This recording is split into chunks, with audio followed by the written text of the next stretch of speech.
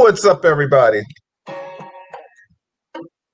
Happy pre-Thanksgiving to all of you out there. I'm your host, Bill Forster, with my co-host, Kevin Branzetti, and this is Real Talk Chronicles. We're definitely wishing you a wonderful Thanksgiving. I hope you have something to be thankful for. This is something totally different in this world today, so, please, say your prayers, or whoever you believe in, your higher power, things of that magnitude. Let's just be thankful for something. There's so many people passing away in this world today.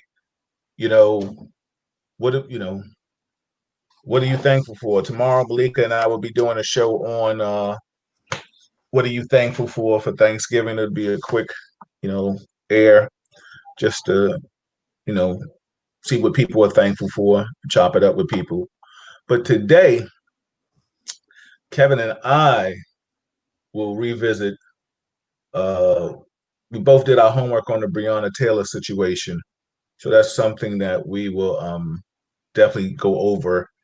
I had a nice conversation today with a former president of the Cobra Union, Correction Officer Union. He will be coming on one day in the near future. I will also have the iconic Melba Moore coming on in the near future. I have Uncle Ralph Video Music Box coming on in December. So we got some shows lined up. Malika has her show that she's always doing. Kevin is eating sushi. How is it? Is it good, Kevin? Very good. Yeah. Good. You got to do what you got to do, right? You got to get your meal. Exactly. Everybody, this is Real Talk Chronicles. I'm your host, Bill Forster, with my co-host, Kevin Branzetti, and this is Real Talk. I wish you all, again, like I said, a beautiful Thanksgiving tomorrow. Please wear your mask. That's my PSA. And that's what it is. So the one thing that I wanted to say, what was I wanted to say? It's temperature's not too bad outside. It's not too bad. We can talk about your president real quick, Kevin. I'm saying he's supposedly is starting to let the transition team come in, but as long as he doesn't have to say that he concedes, he's okay with that. What do you think he could do that for the next 4 years. Exactly. Well, he'll have some time to have all his thoughts. He just pardoned Michael Flynn, right? I think that's his name. Is it Michael? Did he? I didn't know he pardoned him. Yeah. Yeah, he just pardoned him today. So that's there's going to be a bunch. Well, that's.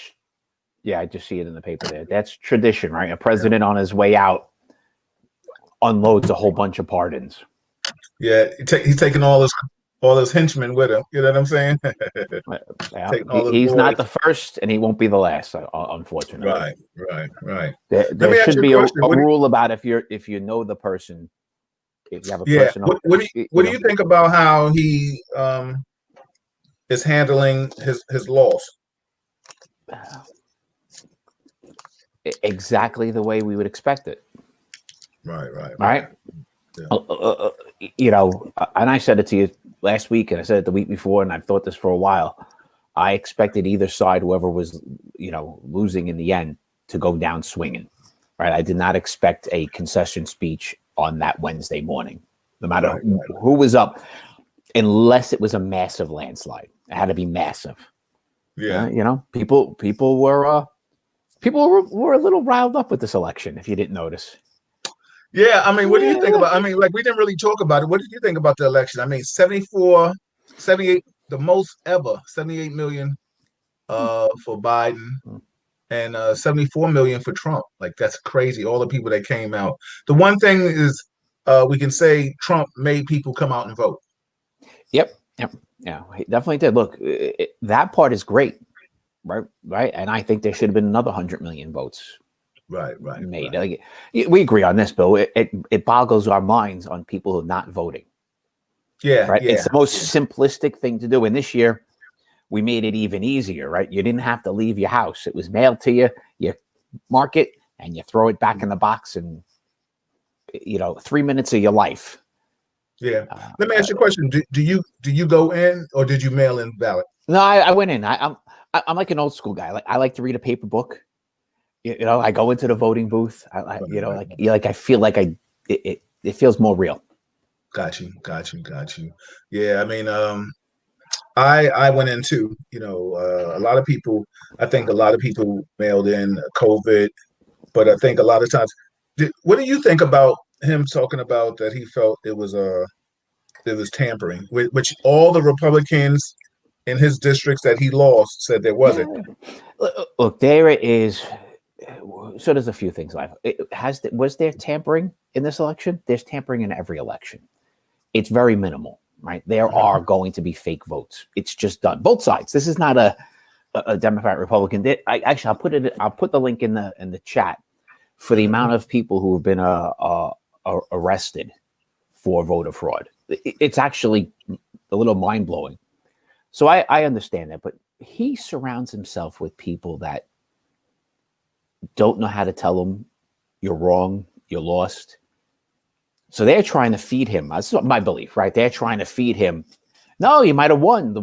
Here's this. Here's how we know this is wrong. Here how we know this is wrong. You know, and they're feeding it to him. It fits his persona, right? Like he can't be wrong. Donald Trump is never wrong. He doesn't admit to being wrong. Right. You know, Well. We already know that he probably won't even be there for the swearing in. So I mean that's cool. Get well, his ass. it's a COVID swearing in. Who will be there? Well, I don't know. Probably on Biden may not do that. You know what Trump I'm will be saying? able to say he had a bigger audience than Biden. This time he will. He He definitely will be be able to able to say that. say that, right? I mean, it'll He'll be be a able to say legit that. statement, yeah. Yeah. Shout out to Tony Castillo. I see you in the building, brother. Happy Thanksgiving to you and your wife. You're newlywed, so congratulations on that too. Uh, Kev. So now, give me you watched. Tell people what you watched. So because we're going to talk about the Brianna thing. So give us some insight on what you watched. So, I mean, just most anybody who's been around with watching us the last couple of weeks and months, we've talked about Brianna a lot of times, and Mm-hmm. our biggest complaint is the lack of facts, right? And how little this police department, and this is normal. Most police departments, when something goes awry, their instinct is to, huddle up and say nothing, right? That's kind of Mm-hmm. and that I don't think ever works, right? It just Right. doesn't. Right. So we've had some long discussions on things, but I was told yesterday, I was shown the 2020 special, and that's what we're talking about. 2020 did a special. It was this week on the Breonna Taylor's death, and I think it was the best thing that's been put out there so far as giving us more insight and facts into what happened that day and what happened afterwards, and a little bit of what happened with the grand jury and why the one cop was charged, right? Like I feel like I understand a lot more today. Mm-hmm. And I still feel there's things where we're missing. Okay. So from um your standpoint, what do you feel? So let's go into just like section by section. The All right, search let's start. warrant. Let's start from the beginning. Shout out to Mike Meacham in the building, former 2A person in the building. I see you, Mark. Meach. Wait, they would maybe get you on the show with your funny self. Uh, okay. The search warrant is about a former lover of Breonna Taylor's, where they're under the impression, and I forgot the even city. Where is she from? Kentucky? Yeah, Look, Kentucky, this right? is all in Louisville, Kentucky. Louisville, Kentucky. PD assumes that he is using her place as a stash house. And correct me if I'm wrong on anything I'm saying. He's using her place as a stash house.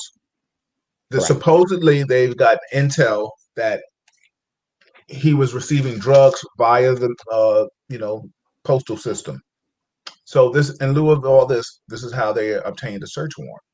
And now they were going to hit his other trap houses at this time. Now he wasn't this big Noriega dealer, but he was, I guess, for them to feel that he was somebody that had other locations. Now let's deal with the facts. He openly admitted that Brianna never had drugs at her house. He openly admitted that he never received anything. He never had drugs sent to her house via the postal system, the mail. He said he got clothes. You know what I'm saying? Sent there. The post office said that they never told the PD that uh, they were receiving drugs. I mean, drugs there. So now they obtain a search warrant, multiple search warrants.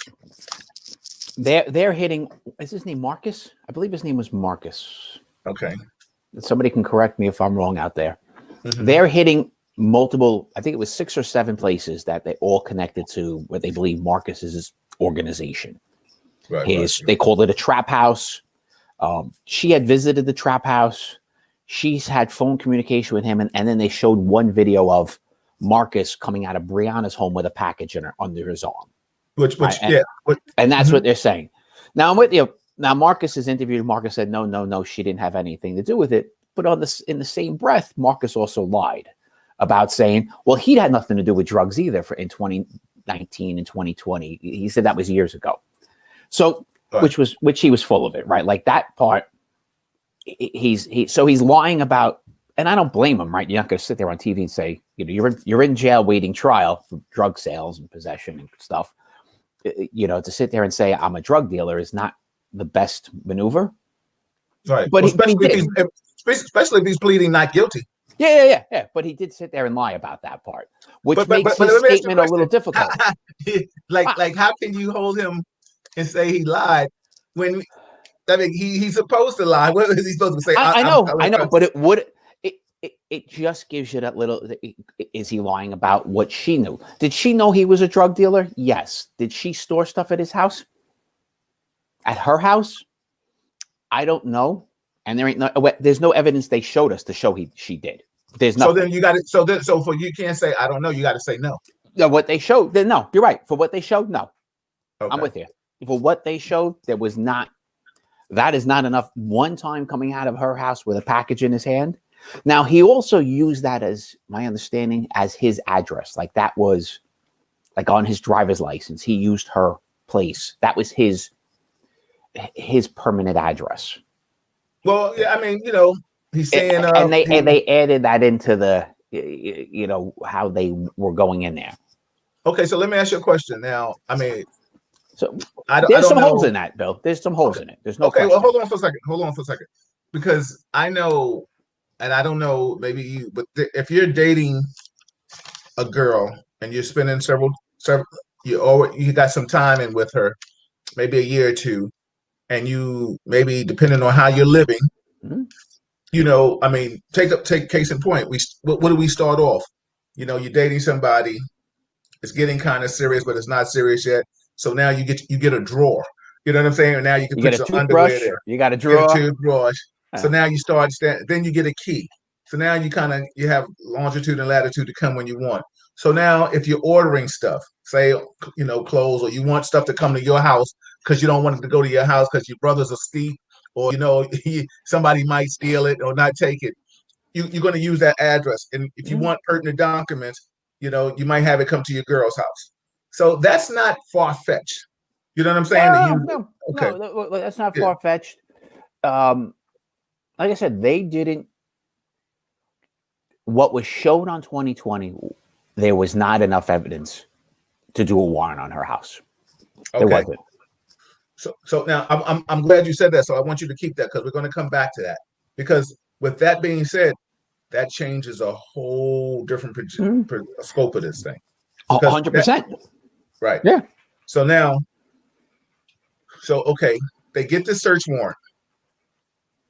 Do you know the same show that you showed that we watched together?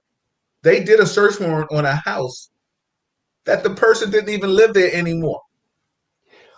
Yeah, I saw that. But that's still so Manningly and that team are their ESU.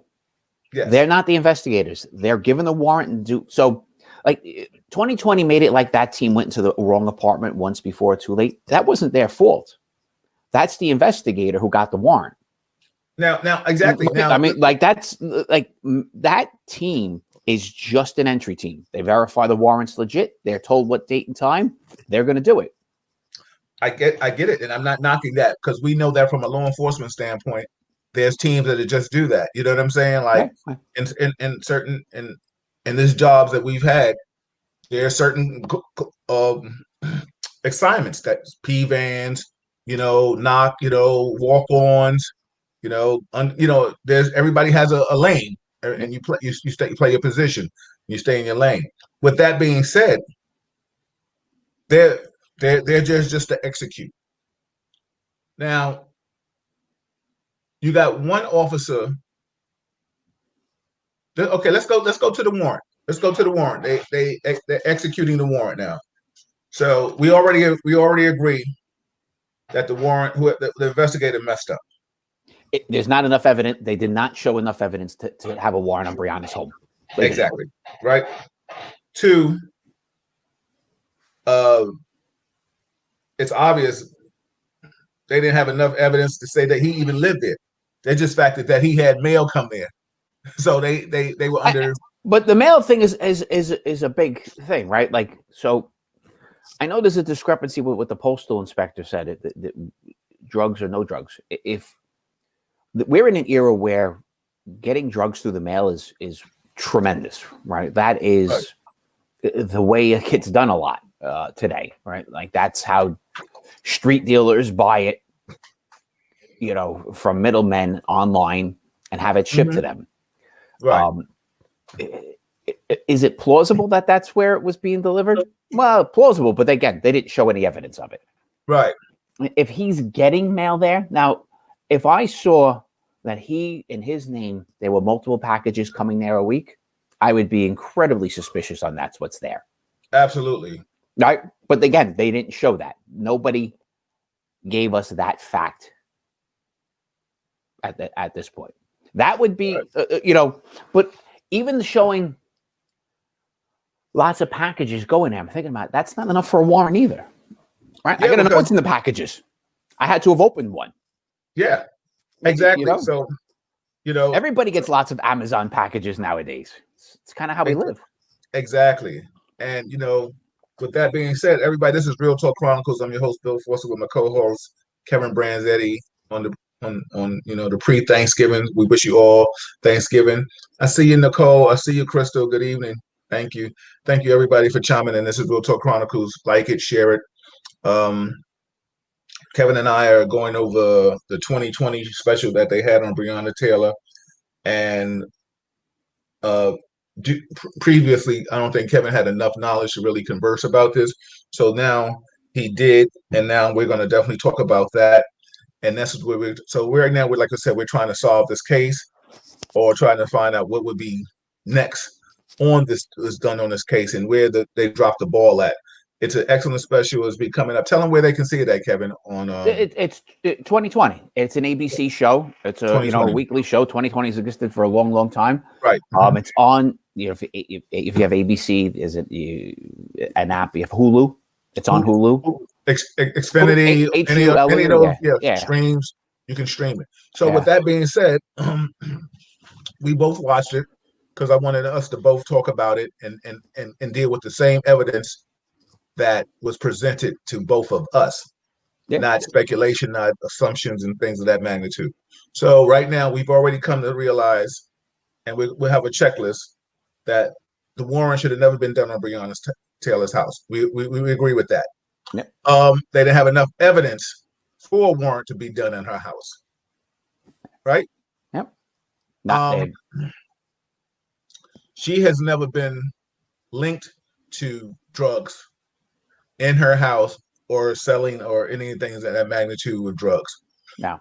There was recordings they played of her talking with him and, comments about her fear of the police with him, that, because she knew he would get into trouble one day. And she mentioned his trap house. She said the word trap house. Like so she knew his business, it sounded like, right? Well, the bottom line is, I think it's probably why she wasn't with him. That's my point. Like, not every girl one time may have dated some remnants of a bad guy. Even us being law enforcement, that could have been some woman's bad guy. You understand what I'm saying? Yeah, oh, yeah. Be careful. You're doing it dangerous. You come home, take off your shirt and keep your gun on your hip. You know what I'm saying? All kind of old nothing silly cop nonsense. So I say all that to say that there is a level of intrigue, but then she realized, like, yo, maybe he's living a little dangerous and it's out of my league. You understand what I'm saying? Yeah, so whatever it was, she wasn't with him. Yeah, they may have had something on. Okay, but I don't care. Yeah, and she may have had feelings for him, but she knew that he was bad. He was bad business. So she moves on in her life, and now she's dealing with somebody else. Okay, now she's dealing with a young man that spoke very articulate about his situation. So okay, now let's go to the search warrant. They're executing multiple search warrants that night. They hit one place that was the people had moved. No, that is a different night. That's not that. But their history. What I'm saying is that there's a history of them doing search warrants of Louisville PD doing search warrants and effing up. There is a history. That's I give you. Yes. I still can't blame it on Manningly and his team. The entry team, to me, has no fault in that. Okay, so now let's go to the entry team. They're saying they knocked, right? Yeah. Neighbors, nobody says they heard any knocking. I mean, they heard any police knocking. You and I've done countless search warrants. Police, open up, bump, bump, bump, bump, bump, police, open up, police, open up. Or if it's no knock, we hit the door. Mattingly said he feels he was a little brazen, a little cocky, little son of a gun. He said that he felt that her boyfriend Kenny Walker is the reason why she's dead. Right? Well, no, I don't know. And believe me, I'm gonna have to rewatch this because it was that much stuff that comes in. Yeah. So what he's saying first that they had the no knock, but they changed their plan to knock. Right. That they didn't do the no knock, right? Because the no knock requires no knocking, and he's saying they're knocking. Now it's about 1:00 in the morning. Is it completely possible that they were banging on that door and no neighbor heard it? Absolutely. 1 a.m. I don't know how, like the apartments next to it are close, right? Now hold on.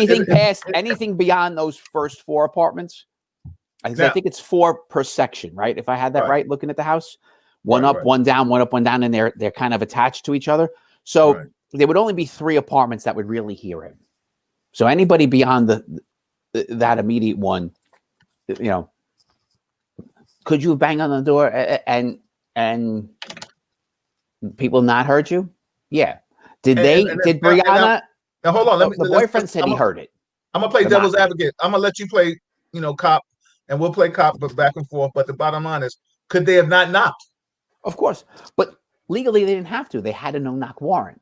So why say they did? Like, no. But I'm getting at is so what Mattingly is saying. What his statement was. So they did that. He said they knocked, and that got them up. And this is what the argument is: if they said police or not. That's the argument. That's what we're talking about. That without video, we can't say whether they said police or not.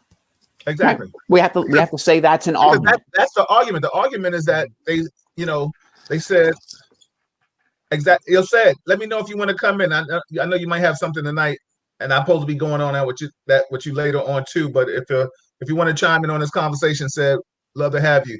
This is Real Talk Chronicles. I'm your host, Bill Forster, with my co-host, Kevin Branzetti. And we are dealing with the Breonna Taylor situation, the tragedy. And we're going off the 2020 special that they had on Breonna Taylor. And we both watched it. And right now we're putting on our detective gear and our hats. And we're trying to find out who effed up, how they effed up. And in summation, what should be the outcome?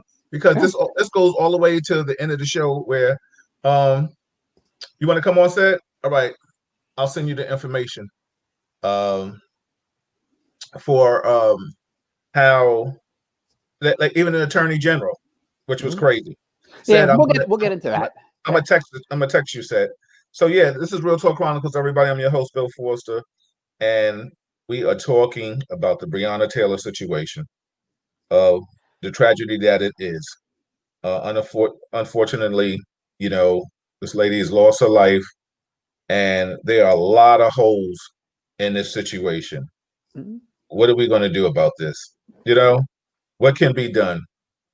So, Absolutely, Cedric. yeah, what did he say? He said Kevin has to agree with everything I say, Let me get said in here real and then quick. he'll come on. Yeah, exactly. That's Uh, what I'm trying to get him so, in. so, you know, clearly they knocked. I don't think that's disputable. Hmm. Did they yell police? That's disputable, right? And that I can't argue, right? Hmm. He's saying they didn't. They're saying they did. They did have a no knock, right? So what Manningly is saying is because they knocked, that's what got them out of bed. That's what is the boyfriend's name? I don't want to Kenny mispronounce. Walker. Kenny Kenny. Walker. Kenny got his gun, right? It's 1 Yep. o'clock in the morning. He's got banging in his door. I'd have my Yeah. gun too. Yeah. No question, right? My girl wouldn't be standing with me, right? She came out with him, and I understand that everybody wants to see and curious, but there's, I would have been. I think you would have done the same, right? Yeah. Screaming Stay to back. Stay back. Malika, get, Yeah. yeah, this is mine. Yeah. This is Yeah. my moment to deal. Hmm. Um, they take the door, and you know, there's Manningly saying they're looking at each other with guns. I don't believe that. So so maybe is the answer there. Bill, in that scenario, I'm gonna let you put your spin in on it, and that then I'm gonna put scenario, my spin on it. could the guns there? Could he be wrong, Manningly, and missee it? Yeah, 100%. And honestly, believe he a gun's being pointed out. Well, Clearly, Kenny shot. Kenny fires a shot. yeah, Whether he that missed that. shot hit Manningly or Manningly got caught in Cosgrove's crossfire, I need a ballistics report to tell me, and a crime scene report to tell me, directions, angles. They may have figured it out. It was Kenny's bullet because of the angle, maybe, but I don't have those reports. But Kenny definitely shot. Shot one time. One time. I got no issue with me, Bill. Like 1 or Yeah. 10 doesn't, No, but I mean, but the reason why, But he fired. But he because fired after it goes for the officer outside too. Mhm. So see, that's why I The said that it officer leaves outside is that. another issue, and we're going to go into that one. And Yeah. now it makes sense to me. I didn't understand how he was charged. So there's the officer Manningly is hit. There's a barrage of bullets from the cops back in. They do back out, get Manningly out, getting him his help.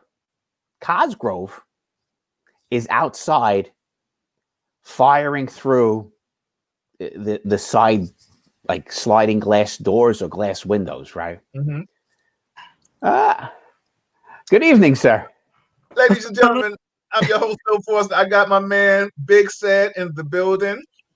He does the anniversary Red Alert party. I think that will be going on tonight, right, Sad? In 25 minutes. Yep. Exactly. So we will be doing that virtually. Said, of course, like always, share it. Share Real Talk Chronicles to your page. Go under and share it. This is YouTube Live. This is Facebook Live. We want to hit said off the chain with you, Kev. Said is looking real like gremlinish. You know what I'm saying? A little stripish, baby, but it's all beautiful, baby. You're looking real like COVID love. I appreciate you. Said. So listen, we're gonna bring you up to speed real quick. We realized Breonna Taylor, they weren't supposed to do a search warrant on her house to the lack of evidence. It shouldn't have been done. Also, there wasn't enough evidence. It was come to find out that there wasn't any drugs in her house. She wasn't never linked to selling drugs. She didn't have a relationship anymore with this individual. So there were a lot of things that the ball was dropped on this. Now we're at the entry of the search warrant, Kev. So let me ask you a question real quick. I'm gonna let you come in because I know you have minutes. What is your whole take on this situation? The cops were wrong. Okay, and End tell of us why. story. Well, I didn't see the special y'all are referring to, but my writing with Black Enterprise, I have written several stories on it, and there's too many inconsistencies, and it's obvious. I mean, even the dumbest person can tell you that Daniel Cameron is definitely covering it up in a way that he presented it to the grand jury. Now, of course, we can't. No one can speak on what actually happened unless they were actually there.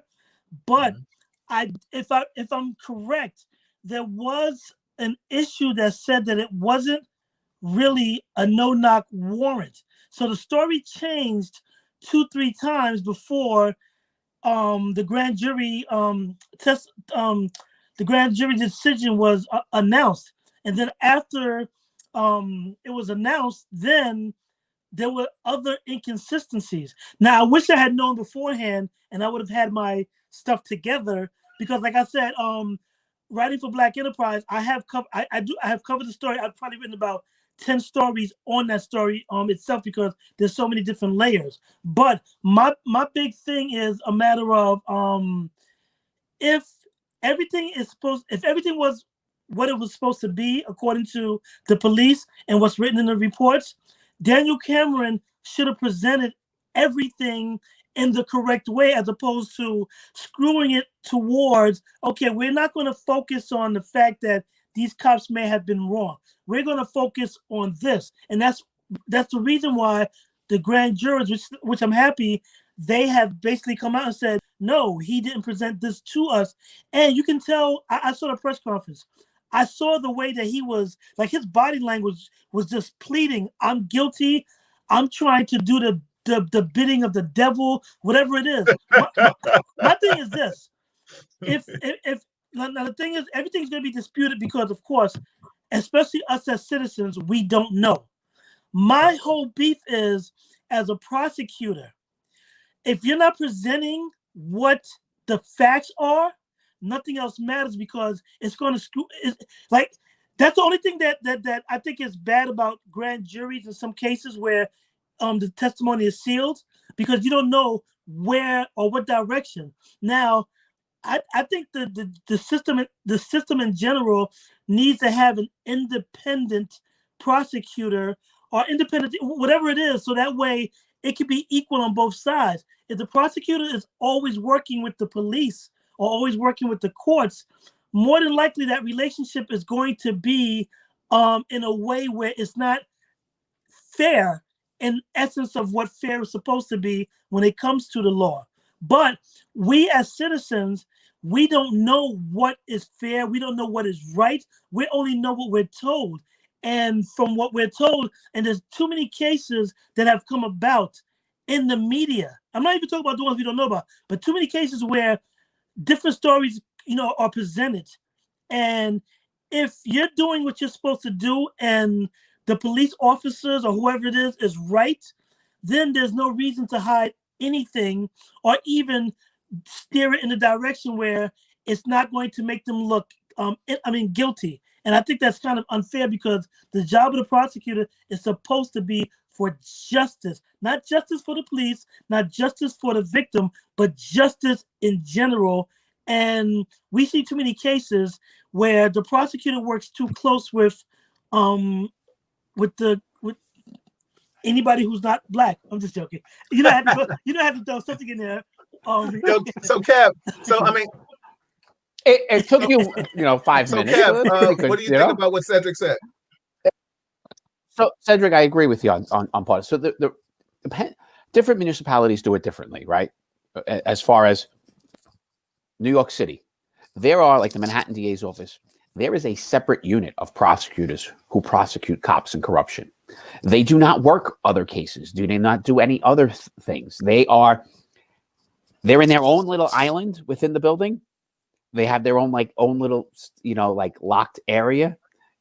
They don't work with other prosecutors. They don't work with other cops. They're like the internal affairs within the prosecutor's office kind of thing. I think that's unfair as well because, it seems as if even with that particular situation, it's anti whatever it is that they're presenting, and it's still not neutral. It's better in a way where if the cops are corrupt or they've done wrong, then they're specific for that.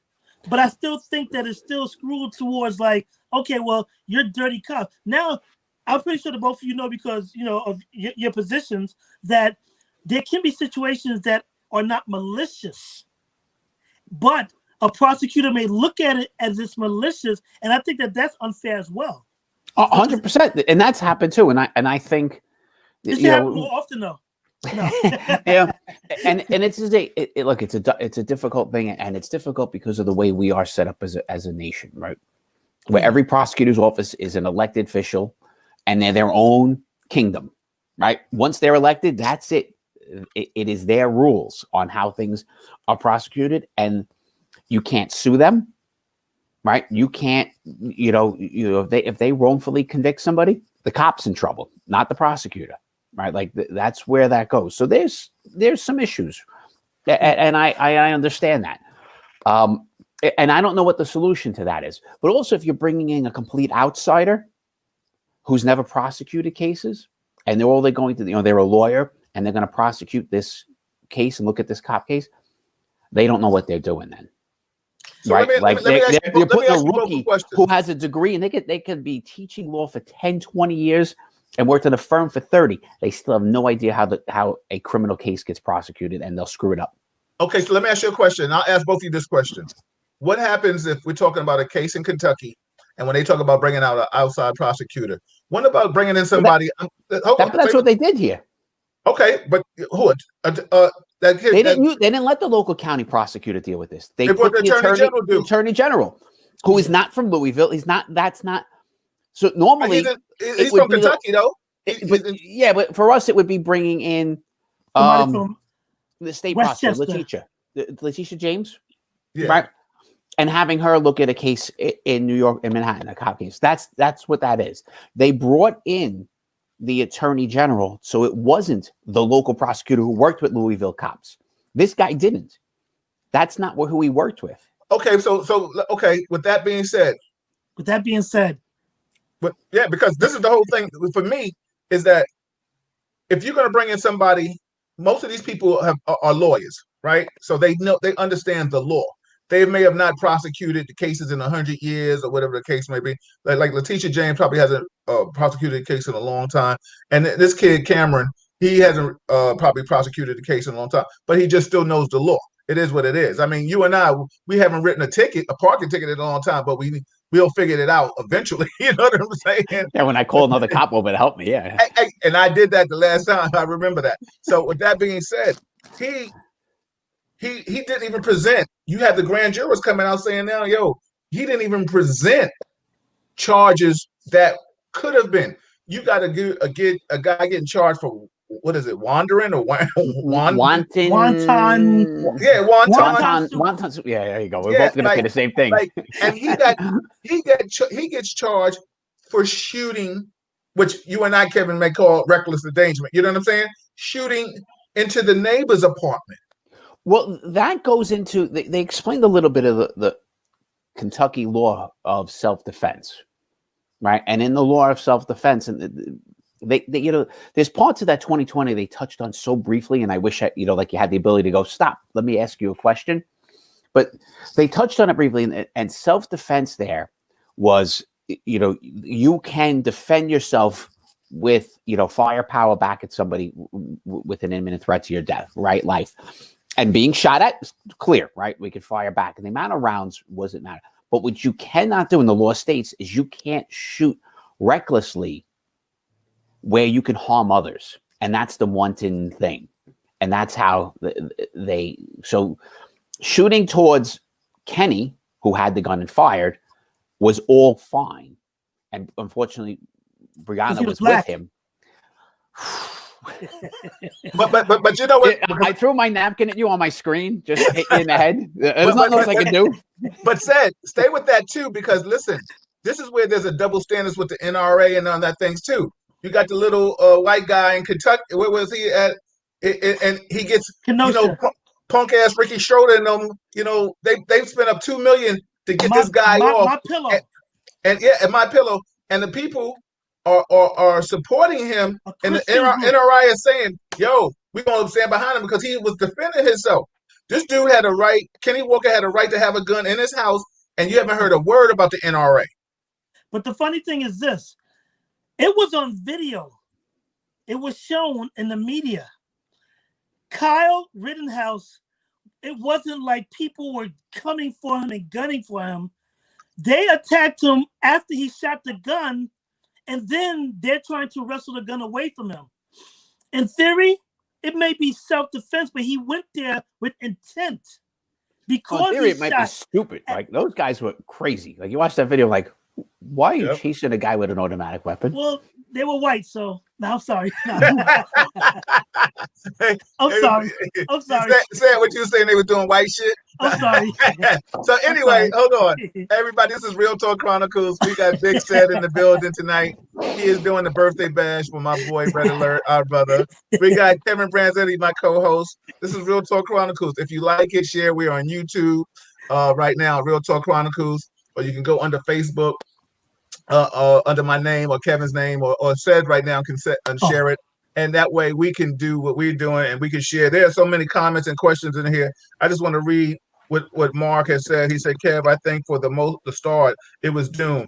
If the person of interest wasn't there and subsequently already in custody, and which he was already in custody, somebody had to pay. A life was lost. Crystal, that's experience talking. You too. Brianna and her boyfriend were inexperienced dealing with home invasions, late night knocks. You're absolutely right, Crystal. Can I answer Mark's first one and just throw something at him? Absolutely. Go ahead. So Mark, the theory that night was that they were hitting 6 or 7 warrants. All of this gentleman, again, I believe his name was Marcus, for what they believed were all the warrants were all for his stash houses. So it wasn't just for him. So he's caught in one of them. But they were taking all of his, what they believed to be his stash houses and going to take the drugs from every one of them. That was the goal. That's what we're supposed to be doing. So that's why after he's in custody, they're still hitting this door and they're still hitting other doors. They weren't looking for just him. They were looking for him and everything he had. So that's, but like I said earlier, what they showed, still not enough for Brianna. I won't argue that. Yeah.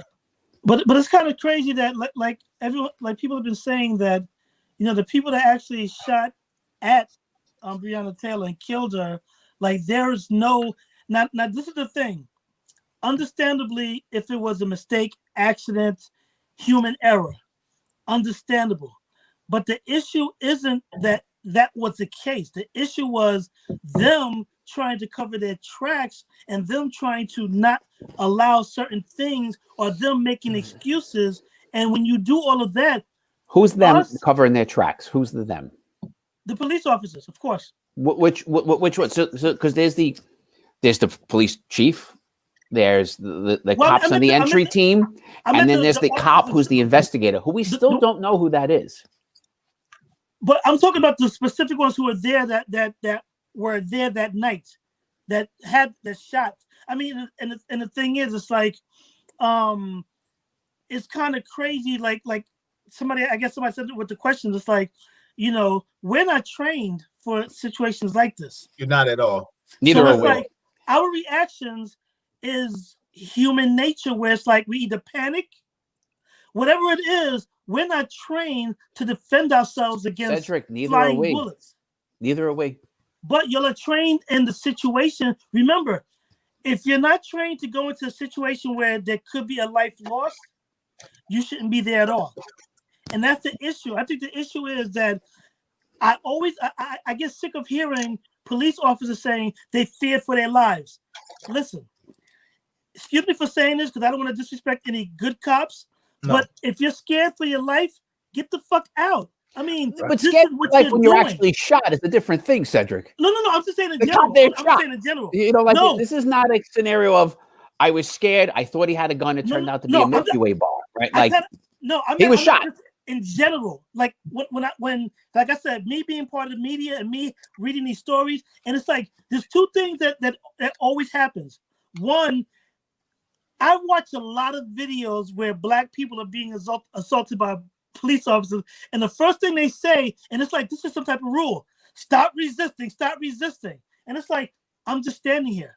So it's like there's like some type of pattern, and what kills me is that it's not. I mean, it seems as if police officers are trained, and this is from what I see and what I witness. They're trained how to get out of situations as opposed I'll tell you right wrong. Huh? Yeah. I mean, come on. Stop resisting. It's like, what are you talking about? You just asked me to move, and I just turn around. You're like, stop resisting as an excuse, so that way they can brutalize and say, hey, I yelled out, stop resisting. Okay, and so Seth, let me chime in on that. And Kev, correct me if I'm wrong. Shout out to everybody that's chiming in. We got some more comments. Eddie C is in the building. What's up, Eddie? Our former 2-8. We 2-8 strong in here tonight. Mike Meach, Eddie C. I see you, Brian Washington. Florence Duran is in the building. What's up, sis? How are you? Crystal said, go ahead, said, yeah. Mark said, punk ass Ricky Schroeder, aka Danny Sorensen, and my pillow jackass. Exactly. Mark said, that depends, Kevin. Prosecuted misconduct is a real charge. It is an act that normally doesn't take place, but it can happen. Said, I want to comment on what you just said.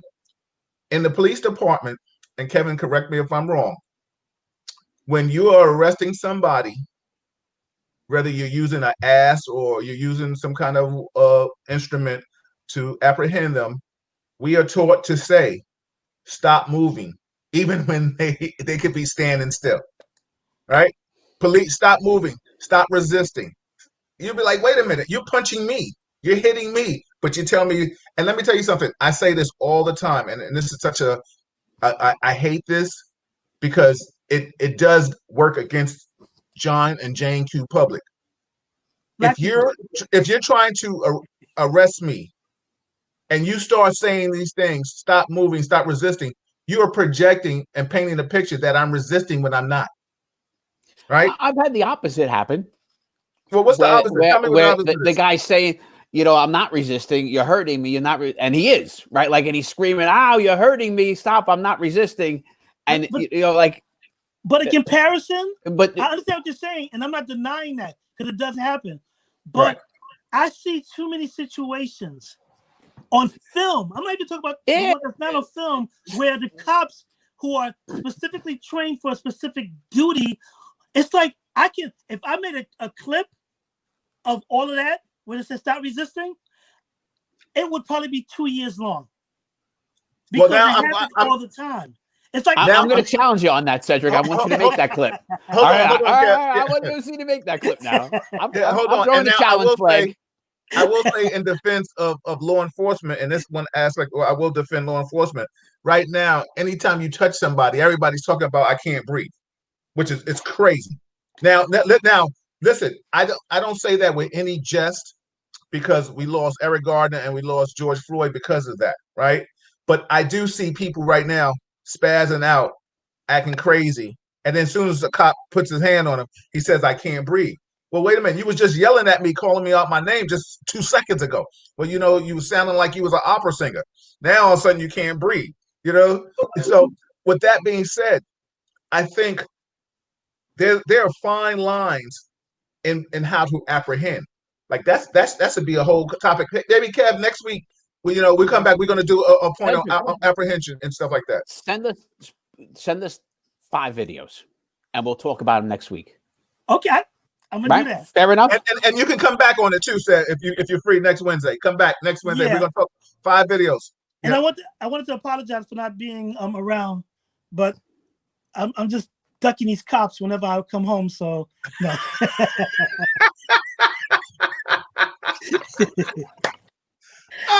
I'm going back to my dinner. Yo, said so.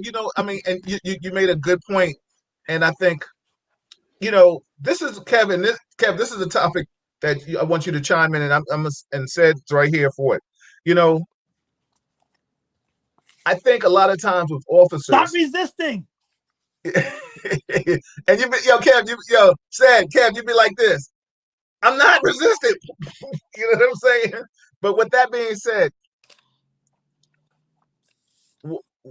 I don't understand why a lot of officers don't have an open ear like you do, Kev. You know what I'm saying? Some do, some don't. No disrespect to the good officers out there in NYPD, but it's always blue versus you. You know what I'm saying? Or it's Well, blue but versus blue feels the other way too, right? Blue hmm? feels at times it's you versus blue, right? Like you know, But that's not our fault. And the thing is, we have to, and it's sad that my parents had to teach me when I'm 4 or 5 years old to, instead of cops, to go to the cops for this, or to go to, or the cops to your friends. We have to be taught that whatever you do, don't do this because they're going to do that. It's like we have to be respectful, but white people can curse, kick the cop, stab a cop, and the cop will be like, "Hey, stop doing that." But if a black person I've been stabbed by 4 white guys myself. Yeah, see? We still go out. We go out to dinner. We celebrate Christmas every year together. White crime. No, no. But the sad thing is that. Wait, hold on, said hold that thought. Said hold that thought. Kev, let me ask you a question. And Kevin, let me ask you a serious question. Do you really think that the same thing that happens to people of color has happened to white people? No, I think there's a lot of differences, but I think there's a lot of differences, and I think there's disparaging. I think if we worked, but I also think there's a lot of differences in poor neighborhoods in general. If we worked in poor white neighborhoods, we'd see how the cops, you know, were a little bit more with them as well. So say what to me on that. Here's my next question with you. So do you think in good neighborhoods, suburban neighborhoods, do you think black people still won't get treated will get treated fair? I am sure the instances are less. How's that for an answer? Okay, so that's the percentages. The percentages go down. That's a good political answer. That's a good answer. I think that was like that's a good political that's answer. White of you. Yeah, I guess yeah. So you know that's funny because you know what's so funny, Kev, and I understand it, and that's why I appreciate you because you can give a perspective from a law enforcement standpoint. You can give a perspective from a white standpoint, but I think like it's you know for any time we say if we say 20 times, you can say 1 time. They'll never equal out. They'll never equal out. But the bottom line is, and you may be the officer of difference. Like you may have got pulled over just as many times as Said has, right? But it'll never equal because Said will still likely get pulled over again before you will. You understand what I'm trying to say? Lucky I'm not in uniform anymore because he'd get pulled over every day. I'd write you every other day if I had a chance, Cedric. Fuck that. Just because his mouth, right? That's it. Completely, you know, justified. It's on his mouth. I can't win. So go ahead. So hold on for a second, Said. So the bottom line is, you know, we have a lot of things going on in this situation right here. We're talking about Breonna Taylor, everybody. This is Real Talk Chronicles. Shout out to Sean Jones, Colin in the building, Darren, Joseph, Amir. What's up, my brother? Respect to you. Happy holidays, everybody. Kevin, you might have to read some of these comments. And Crystal in the building, always holding us down. We got Big Sad in the building. He's about to do Red Alert's birthday bash, his annual thing. We have Kevin Branzetti, my co-host, and I'm your host, Bill Forster. This is Real Talk Chronicles.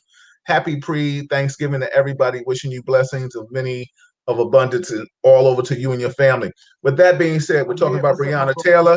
We're talking about holidays, everybody. Kevin, you might have to. Sorry. Thank you, Seth. Thanks for sharing it, or whatever you do. But we're talking about Breonna Taylor. Whatever you were doing. We're talking about Breonna Taylor. We're talking about how we found out that the search warrant should have never been done in a house. We found out that white people are evil. Yeah, they didn't have any. They didn't have any reason to. I mean, for whatever reason they didn't have any reason to do this. They did multiple search warrants that night. Now we're going to talk about Mattingly. Cedric, did you see the interview that he had with Michael Strahan? No, I wrote about it though, so I Okay. have an idea. But Wait, you wrote about it but didn't watch it? No. See, this is the situation. When I'm writing and reporting things, like I'll have the video, but I have to write exactly what it's about. So I saw part of the video enough where I know and enough where I can do my report. So let me ask you a question, because we're going to go back to this whole the shooting and stuff like that. What did you think about the interview? He was lying. No, yeah. I mean, it seemed like he was prepped, of course, on what to say, as opposed to just being honest. You know, no, but you got to give him this much. He was there, right? Of course, but he didn't have to come there, Kev. Yeah. I can't see. That's the difference between me and you. I can't give a props. I can't give a dude props for something that he didn't have to do. He had already wrote a letter to the union, kind of talking slick about the situation, and then during the interview, he tried to come off like he was cool. He came off. I get it about his family getting threatened. You know, that's crazy. But you know the situation. Yeah, sorry that you got shot. You know, the one thing, me as a former NYPD officer for Leo, that we take a job that when we take a job, there's a likelihood we could get shot. It's like a fireman, you know, not wanting to deal with fire. I can't correlate that. No. Yeah, exactly. So I respect when people call us heroes, but like Kev said earlier, I mean, not like said earlier, like this is our job. You understand what I'm saying? So when he says about when an officer says I'm scared, we are definitely in the wrong line of duty. We run towards danger. We don't run against it. You understand what I'm saying? And I think you agree with that. You're supposed to protect us. Yeah, exactly. Everybody but you, my friend. Exactly. So with obviously they got the memo. With that being said, now we're talking about first he comes out, he writes out. Now he's the only one that wants to come out on TV. He got his coif looking nice. He got his gelled up. You know what I'm saying? He's sitting there. He kicking it with Mike. And then he goes into, you know, he blames Kenny Walker for Breonna's death, right? That's why I asked you, did you see it? He said it last night on that show we watched. He blamed him for her death, right? Now, if he's a gun advocate, how is his fault when he's just doing what he's doing? And that's where I'm saying where the NRA didn't come out and support him. I don't know. I got to watch this again because I'm not going to say he out and out said it's Kenny's fault. What he's saying is he said it. I heard it. He heard it. Let me say how he said it. Right. So he said what they did was he said it. If the sky is blue, no. Let's hit a white way. Come on, Bill. Let's hit a white way. Give me a chance.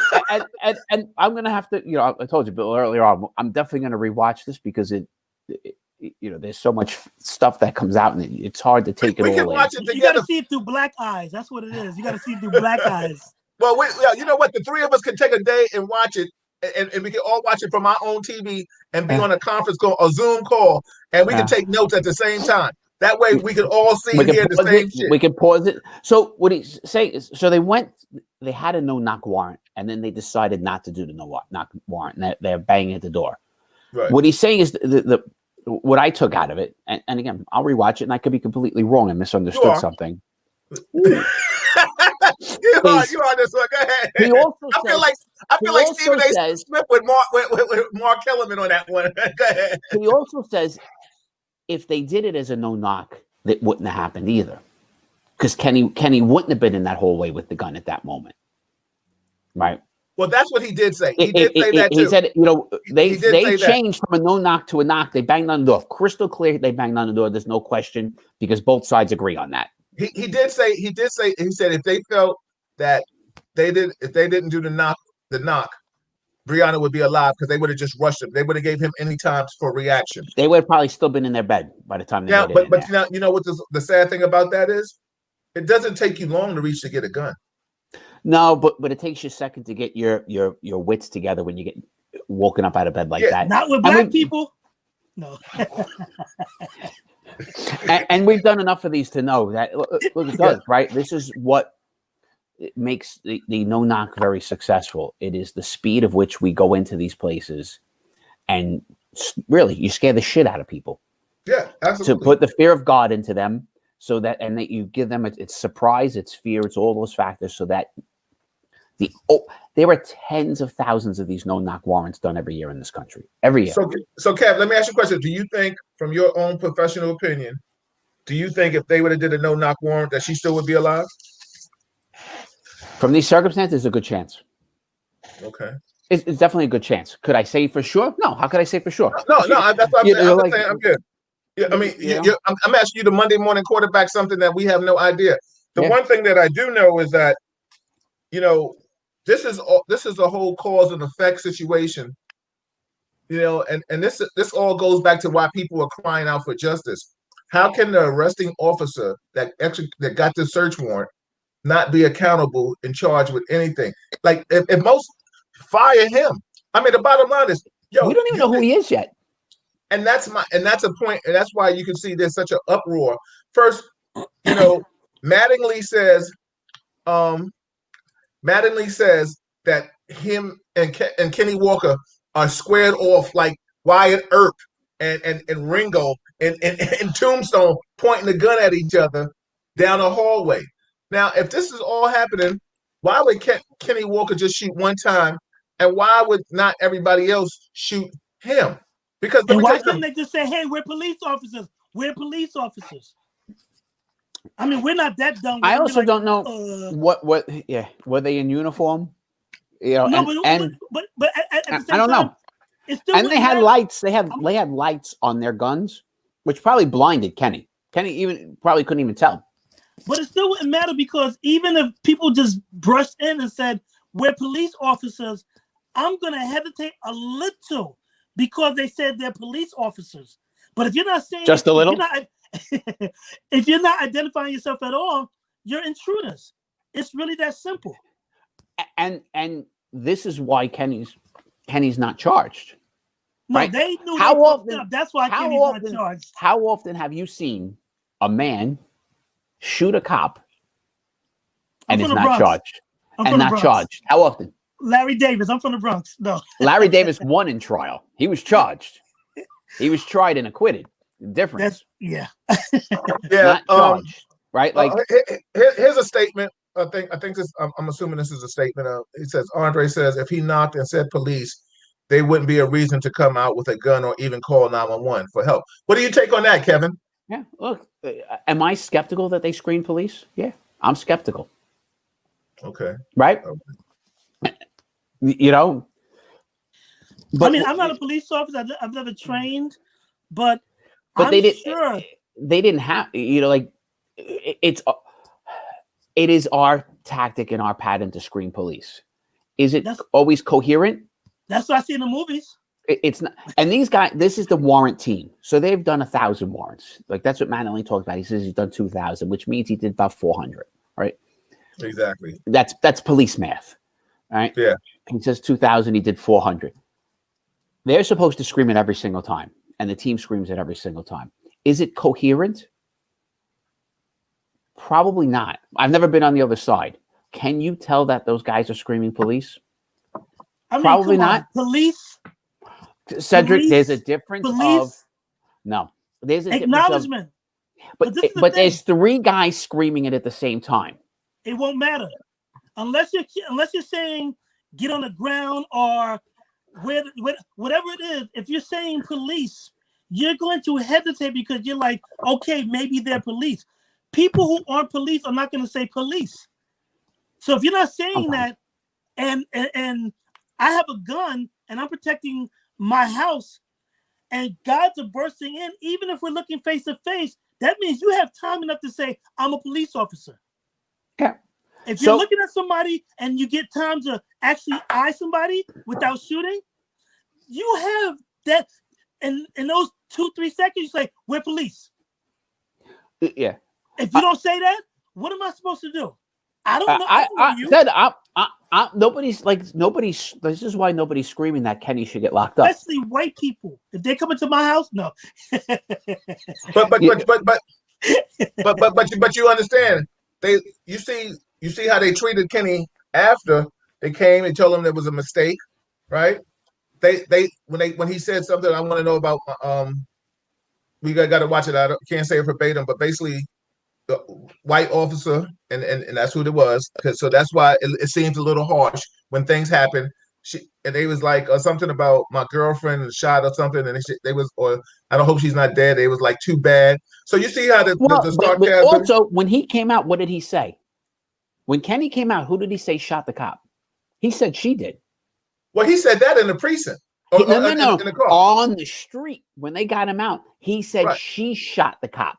Yes, and then when he went back in, when they interviewed him, Bill, if I'm there working, right, and somebody tells me the girl inside shot you, Bill, my answer is fuck her, and I get that on the spot. There's emotion. That's a lot of us would say that. I can't hold that against that one cop.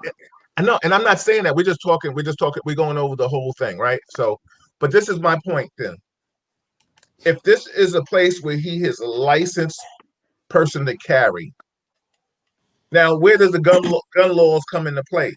This is a man. Now they tried to, basically whatever charge that they released him on. First, he got arrested, but then he got released. But it's contingent. I think whatever the charge is, it's like if they want to go back, they can bring him back and try him.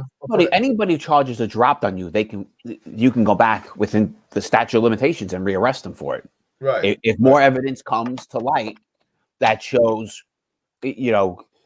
Kenny clearly, let's say there was body cam footage or footage from somewhere, where maybe Kenny had maybe Brianna had a hidden camera in there that they find later on, and the video shows crystal clear. The cops came in, they screamed police, and Kenny fired a shot. Kenny's going to get locked up. I mean, they would rearrest him. So there's always, anytime charges are dropped, there is the ability to go back. Right. It is, if you're acquitted, you can't go back. That's right. If a grand jury dismisses it, you can't go back. But nope, this was never brought in front of anybody, so you can go back.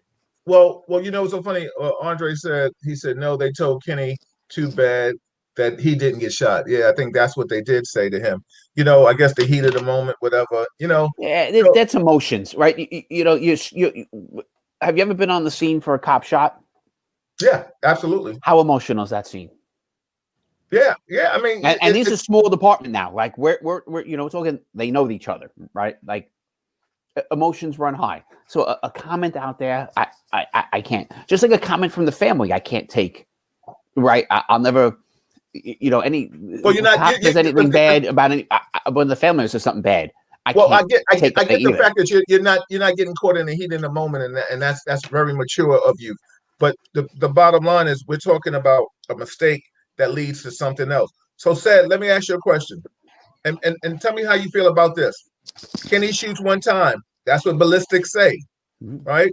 Kevin, I'll let you chime in on this. One time, they shot 30 times, right? They're shooting. The cops are literally shooting at each other. How many times did Cosgrove shoot? I don't know the Kenny. numbers. More than Kenny. Because that 30 times. Jonathan and I think I'm reading it here, and Brett Hankinson are the two inside.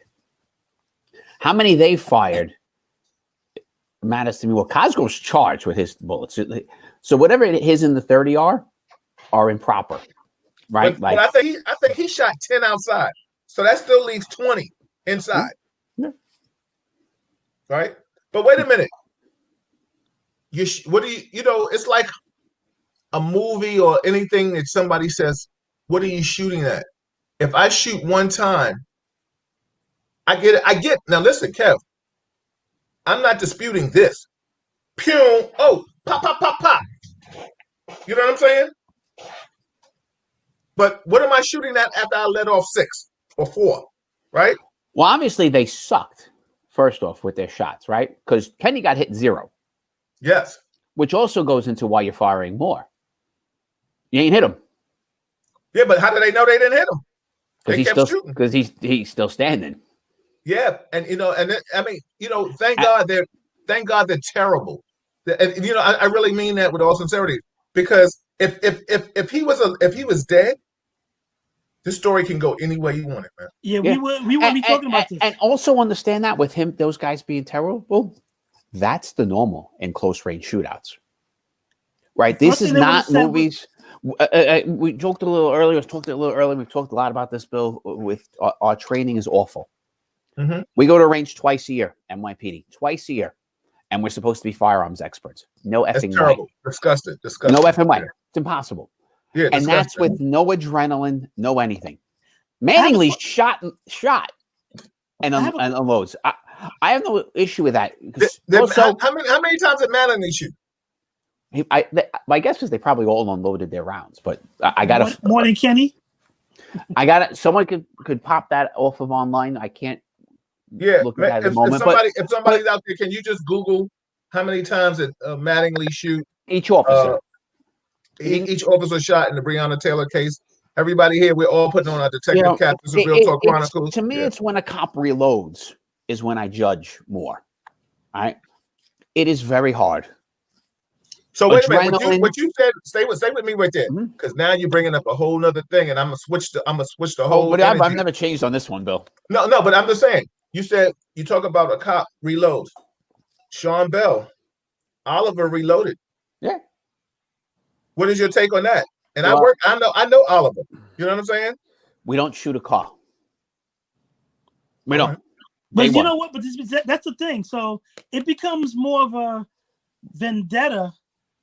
But we're not there. We're still talking about this one. I don't want to go into the others or other events. I was just talking about in general, because it seems as if and I get it, because if a cop is shot, it's like everybody wants to kill any and everybody that's around just because a cop was shot.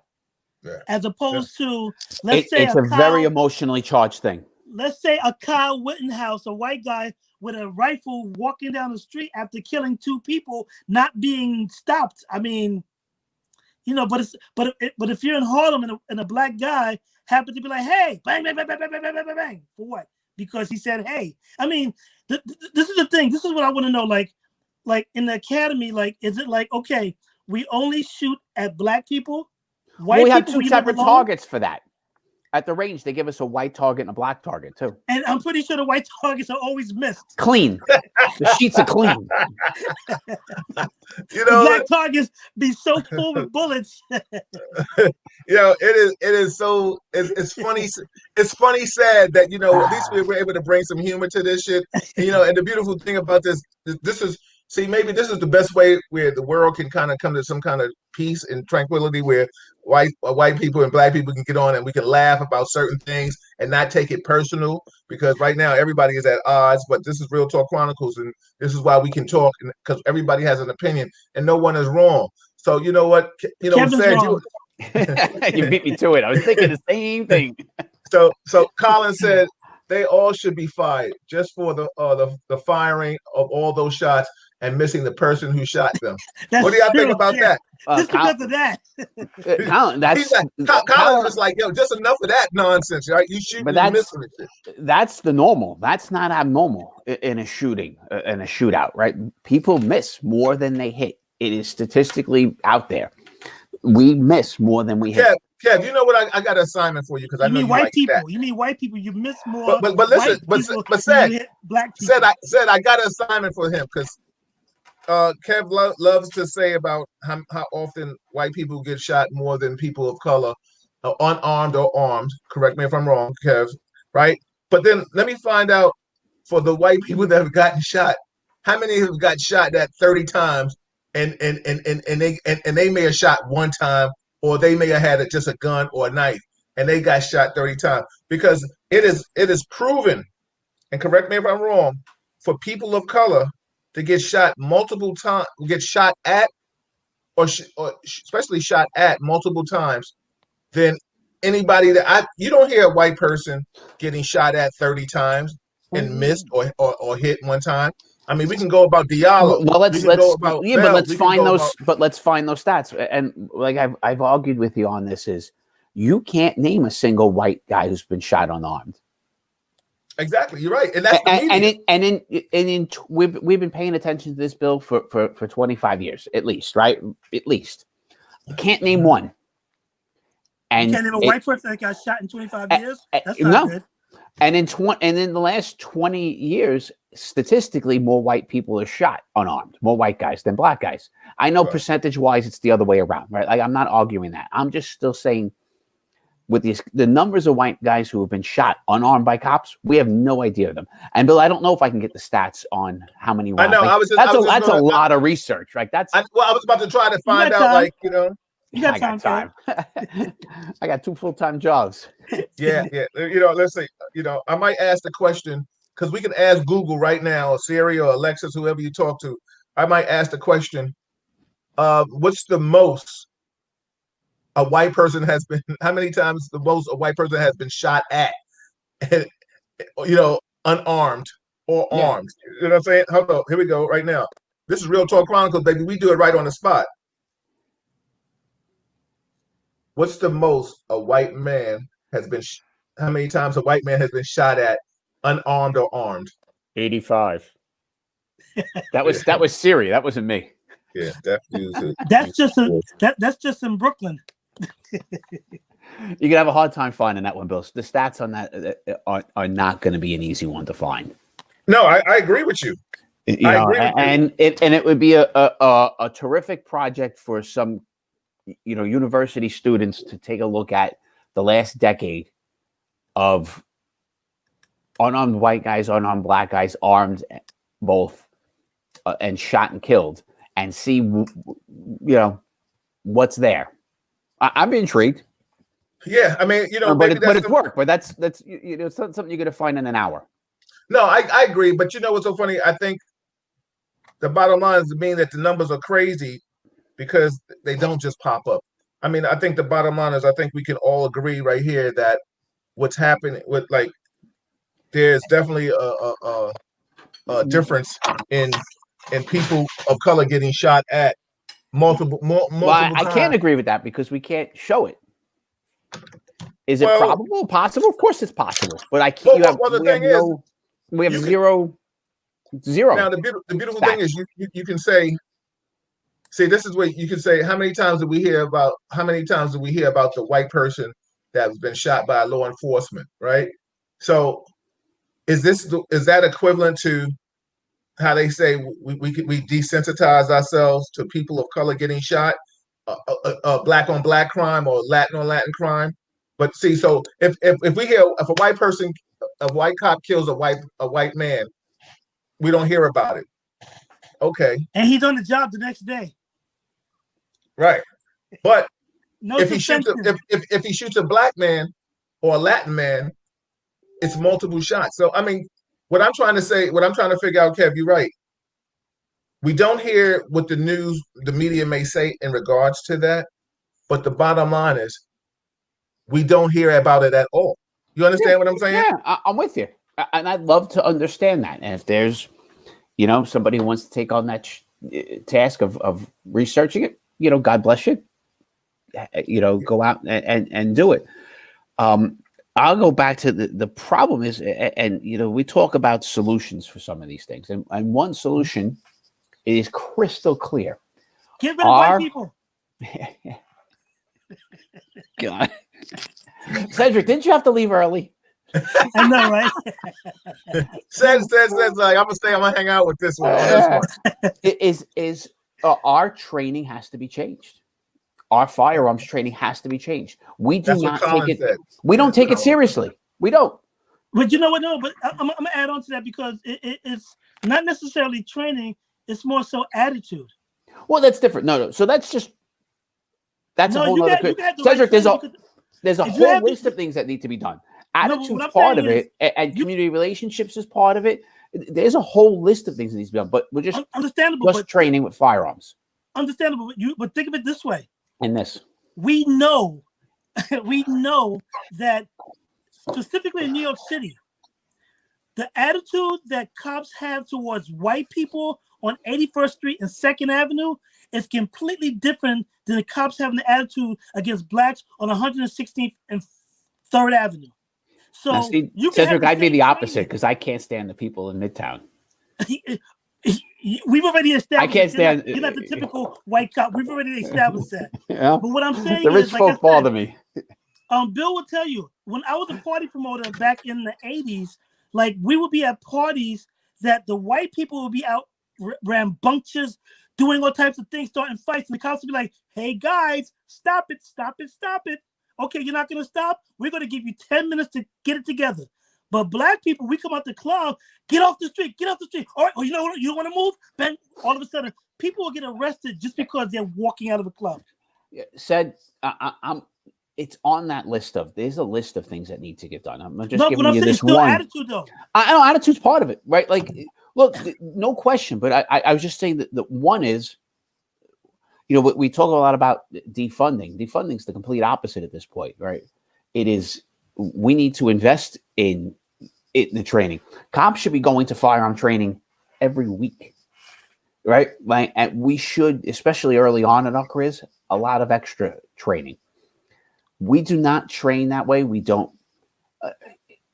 You have I think it's 2 weeks in the academy is like your real boot camp of training with your firearm, and at that point, it's an effing new toy to you, right? You don't know what that thing is in your hand.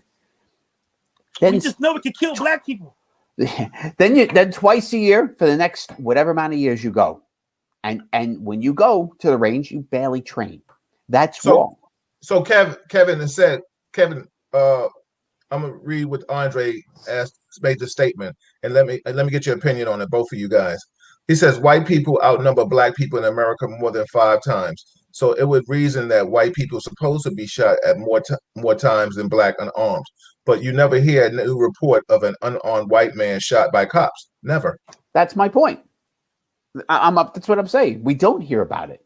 There are plenty of them that happen every year. There are more that happen every year, but we don't hear about it. And I go through this every. It's like a boogeyman. It doesn't exist. But it does exist. But we don't, because it doesn't sell in the media, is my belief, right? And I've gone to this with you, Bill, for months, right? I go through the media bias on whether it's that or the opposite thing what they're biased on. They don't like the little brown kids, right? They don't.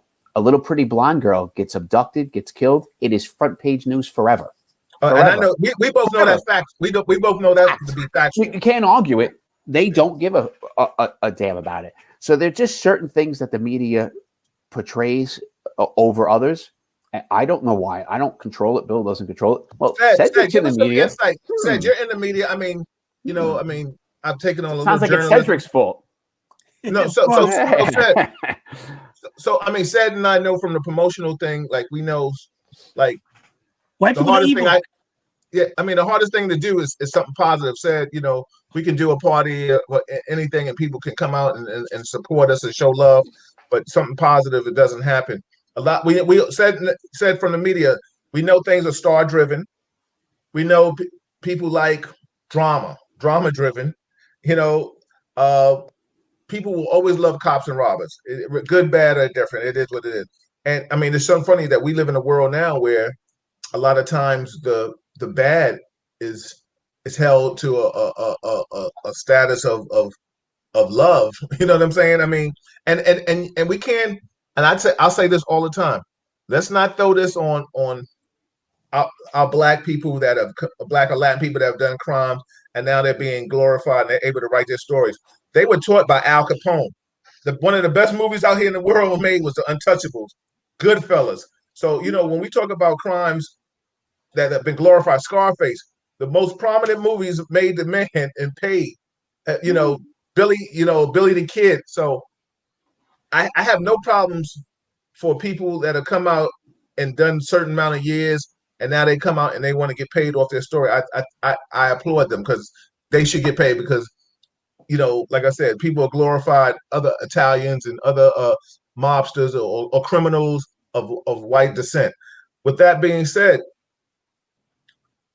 it becomes a problem when people of color and Kev, help me out with this. I mean, okay, I think you might have said it. Said we talk about media, we talk about stereotype. Like I can't, Said and I, we can only speculate the mentality. We can assume what an officer's mentality like is. How much of it is it culture shock, Kev?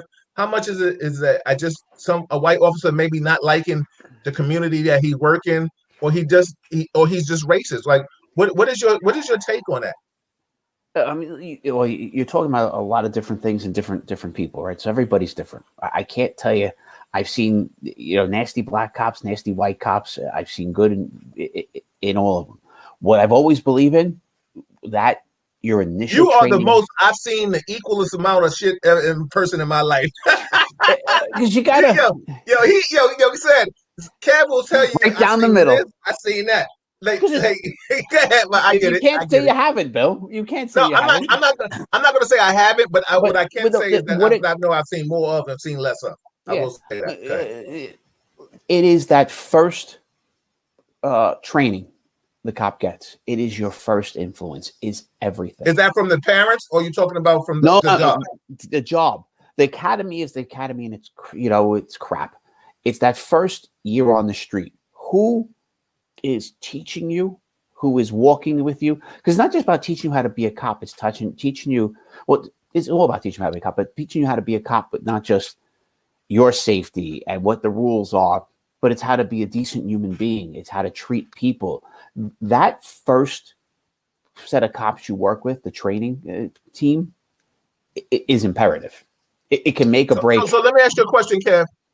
The man that you are, is it because of your upbringing or is it because of the police department? It's all the above, I think. I think it's my upbringing, but I also had good people that I. Well, I give it, Cedric. I'll give you something. What did you say? His name is Kevin Pinocchio? Geppetto? You can't say that, Cedric, because everything's a combination, right? You can't just say it was not. Did my upbringing have a lot to do with it? Yeah, but my father was a cop. I don't mean to interrupt you, but the nurturing nature of yourself is what shines through, regardless of your training, regardless of your upbringing, because you have that nurture in you. If you don't really give a fuck, it doesn't matter how you train. You're not going to give a fuck. Agreed. Well, so that's why there are people. But there are people. So Cedric, there are people who are natural one way and good or bad, and there's a lot of these people. And what I've seen, there's a lot of gray in the middle, and those are the ones that can be molded to go this way, I agree, or that way. That's what I'm talking about. Right? Do I think it would have changed me much? Maybe not. Do I think it would have changed Bill much? Maybe not. But there are lots of people who are leaders and followers. So that follower class trained the right way with the right people from day one. Right? That's important. I was being put in charge of, it was a short period of time as a training sergeant. I had a new class of rookies come in. And the lieutenant first walked in and gave him a speech. Told him how the job sucked. Told him how it wasn't on the level. All these bad things. I didn't let that lieutenant walk off the podium before I said he's fucking wrong. I said, don't listen to a word this man ever says. That is wrong. He was white, right? No. Yeah, actually he was, but whatever. Because he told them your salary's terrible. And I stopped. And I said, okay. Each one of those cops said, when you took this job, did you get the salary you were told? I'm like, yeah, then you can't complain about it. But you can't on day one can't complain that the salary's awful. You said yes. So you can complain if you get a contract with 3 zeros, then you can complain. So you felt that you think the job is fair, Kevin? No. But there are things. Look, there are always going to be there's no job that's nothing in life is completely fair, right? We don't live in utopia. But no, I just wanted to hear for the most part, a good cop can have a good career. For the most part, you can. Any cop that can take those 3 tests and pass them. Can I guarantee you after you hit that rank of captain where your life's going to go? Nope. But I'm sorry to interrupt, but I really have to go because it's 8:35 and the party started at 8. I will see you later. Well, I'm gonna read this question before you go. I'm gonna read this question before you go, said, and you can just hold this with you. And I'm sure this is for Kevin. Andre said, if an unarmed white man gets shot by a black man, you would I guess hear about it. So are you saying that the families of innocent white men shot by a cop wrongful is not reported? Really? Said, I know I'll see you in a few. Said, I'll be chiming in, I guess, around 9 something. Tell everybody I said hello. Bring Kev around some black people. No. Yo, you're thanks hilarious. again. Sorry I had to break away, but I did You're have a always party. I'm entertaining, throwing. Cedric. Have a happy Thank, Thanksgiving. Thank you. You do happy the day. same. I see you in the field, said my Definitely. And don't ever Okay. let me see you driving. man. Everybody, this Peace. is Real Talk Chronicles. I'm your host, Bill Forster, with my co-host, Kevin Branzetti. We are just talking about so many different things in lieu of law enforcement. And the beautiful thing about it, I appreciate you, Kevin, because, you know, you can give an insight.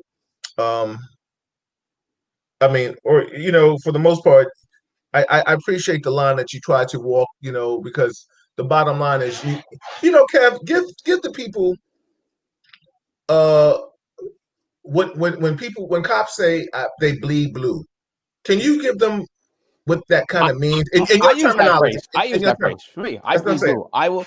I will always I'm still in law enforcement, right? I will always support what the mission of law enforcement is, right? I appreciate when cops do good jobs, and I hate it when they do lousy jobs, right? Like it hurts me. You know, if I watch I watch a lot of like ID, you know, channel with I love that. I love right? that. And you see the occasional show where it's not even occasional. You see shows where it's either the wrongful conviction or where they could have convicted, you know, gotten the murderer rapist very early on in the case, but the cops screwed up and did terrible work. And then 20 years later, a new detective comes along and reads it and goes, oh, and then solves it real, you know, fairly easily, right? And that drives me nuts to see those kinds of mistakes, right? Like, I don't like that. So I am, being in law enforcement is in my blood. That's what bleeding blue means to me. Does it mean I defend what a cop does blindly? No. Am I going to lean more towards giving them the benefit of the doubt? Yeah, of course I am. Good. You know, like I said, there were some incidents where I'll sit there and, you know, I'm not talking about Floyd. Floyd's easy. You know, that's an easy one. But there are other incidents out there where I look and go, I don't get why the cop shot. Doesn't make sense to me. You know? No, I respect that. I mean, I think the bottom line is because I hear people when they say they bleed blue, you know, I mean, I could say I'm a diehard Yankee fan, you know, I'm a diehard Knicks fan. Everybody knows I'm a New York. I'm sorry to hear that. I mean, I'm a Mets fan too. So I mean, Rangers, Islanders. I'm New York. I'm New York strong. You know what I'm saying? Don't get me wrong. There are teams across the course of my life that I've grown to respect and cheer for. But you know, the Knicks over somebody, the Yankees, the Mets over, yeah, the Rangers, the Islanders over somebody else. Yeah, I'm going for that team. So all that to say, but I've never put. And this is But you where I never think played for them. See, if you would have played 25 years with the Knicks, you might say you bleed that orange and blue. But I've worked NYPD and I don't bleed blue. You actually do. You actually do. You just because you have a different vision of the. You're out here defending too, and you respect blue, but you still have a love. You have a love for blue. Well, how could I not? It paid me. Well, that's what I'm saying. That's what I'm saying. But when some people, because the thing is, there are others who say when they bleed blue, they're patledge. That's what I'm saying. And it's cop right. F that dirtbag. Absolutely. No, and that's not what it means to me. Let me tell you something. I had such a disdain, and I don't understand. And you know, you and I in a lot of these groups that even when George Floyd was killed, the hypocrisy of saying, "Oh, it's a shame a man should have lost his life," but look at his prior records. What the F does that have to do with this man getting? So then they basically were trying to say that the Roosters came home. You know what I'm trying to say? Like, yeah. And that's god awful and it's horrible. You know, and you shouldn't do it. And now stay with me on that. This is my point. If a person says that, how the hell do I ever think they did this job with the oath that they took? Yeah, you have to look at them in a different light. If you're disparaging Floyd, you got issues. But listen, you got people talking about Breonna Taylor. You know, and it's almost like it's the oxymoron in here where you talk about, oh, it's a shame she lost her life, but she shouldn't have dated a drug dealer. Oh, wait a minute. Like they're gonna find, and this is why people of color are so upset all the time.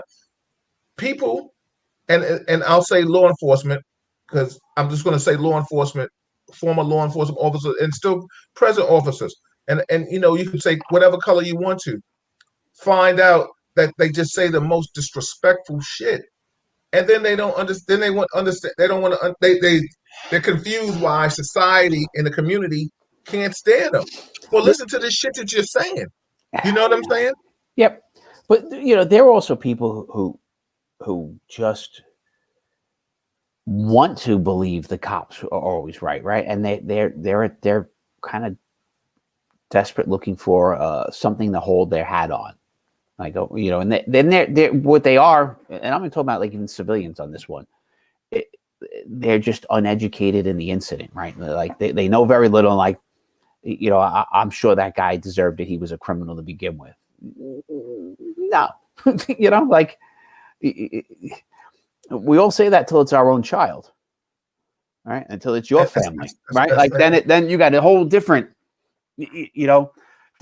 what was the and see and that's why I respect your opinion because there are times that you can relate to being pulled over by a penis. You know what I'm saying? And had my share. Yeah, exactly. For whatever how it goes, I don't think maybe you felt threatened like a person of color. Like let me tell you something. I've been pulled over by cops, right? I D'd myself, and they still tried to soft toss me. Yeah. And I'm looking at them like, yo, what are you doing? So what I'm trying to say is that you and you can understand, you can hear my stories. You probably can respect my stories because I wouldn't say it if they weren't true, or any other black officer or Latin officer, some Latin officers, because a lot of times Latin officers get checked after they find out that they ain't white, and then they get that eye opening shit. You know what I'm saying? Where they be like, oh shit. Then they come back into the side. Some of them already stay on their side. Respect to those officers that keep it knowledgeable and consciousness. And first and foremost, this is no disrespect to any officer out there. If it don't apply, let it fly. This is just real talk. I'm telling you what I've seen in my 55 years of living.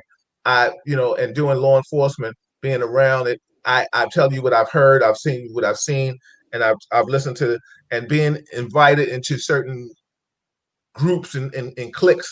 You hear conversation, and I know, Kev, you've had to. If I've heard it, and I'm black, and I've heard it. If they felt comfortable enough to try to say certain things around me, I know they've definitely been comfortable enough to say things around you. And I mean, I respect your line and how you walk it, but the bottom line is understand where people of color, and understand where a lot of, and not saying you, and I don't mean with there's no disrespect to you, not saying you need to understand, but maybe kind of understand where people of color. That's why I don't understand when white officers say certain things in these groups. And like, don't you know you have black people and white and you have white people that don't even agree with you. You know what I'm saying, Kev? Like, Yeah. like there's certain things like you're a stand-up guy. Like you are the epitome of what a stand-up guy is, right? So the bottom line is you're not gonna, if you hear something that you don't like, you're gonna leave. Because you don't want to be associated with that. See, that's the integrity of part of you. You understand what I'm saying? That's the part of you like, yo, listen, I just come to do my job. I'm not here to judge, blacks, Spanish, whites. I'm not here to do that. I'm just here to do my job. If a crime is that bad, I'll arrest you. If I can use discretion and it ain't that serious, I'll let you go. Because that it is what it is. I mean, the bottom line is this job we live in now, that we've worked, it seems like the discretion is not used anymore. I don't know. Like we're not really on the street, so seeing the day in and day out of stuff, Bill, we can't say, right? We see. Well, I can say about we see 2-minute clips of thousands of hours of work weeks, right? Like it's hard to say how much discretion is used or not. Hold on, Kevin Graves. I see you, Kevin Graves. Good evening. It's always a blessing to see you. Love for you. If you ever wanted to chime in right now, we'll let you in before we get off. You're always welcome to come in and join us. Crystal, maybe, you're right. Maybe the end of the night, a Thanksgiving word from Kevin. Oh yeah, Kevin. If you want to join in, Colin said, praise and keep the good cops and get rid of the bad cops, corrupt ones. Actually, I'm with you. Colin agreed with you on one something. Crystal, exactly. Crystal is in it. She's chiming. I read Andre's statement. Everybody, this is Real Talk Chronicles. I'm your host, Bill Forster, with my co-host, Kevin Branzetti. We are in here just chiming it up. We just speaking what we is. We were talking about Breonna Taylor. Then we had Big Said come in, and he gave his insight and input on what he felt and how he felt about certain things, which was always informative but and humorous at the time. So yeah, Kevin Graves, Pastor Graves, you're more than welcome. I thought I was going to see you at the Harlem State Office building. I was over there. We were out there with the NYPD giving out turkeys. Mark said, "You guys are awesome. Kevin seems exactly how you described." Yes, he is. Kevin is good people. You know what I'm saying? So I mean, and the bottom line is that we all have our own ideologies and our opinions. Kevin gives the reason of a doubt. You know what I'm saying? We're both factual individuals, so facts don't lie. So Kevin, with that being said, I'm gonna throw a real monkey twist at you. What do you think about the Central Park Five? There's an interesting one. I don't know enough. I've never actually read anything on it. Never. Right. So it is hard. Have I heard from detectives who worked back then say like they feel they've been railroaded? Yeah.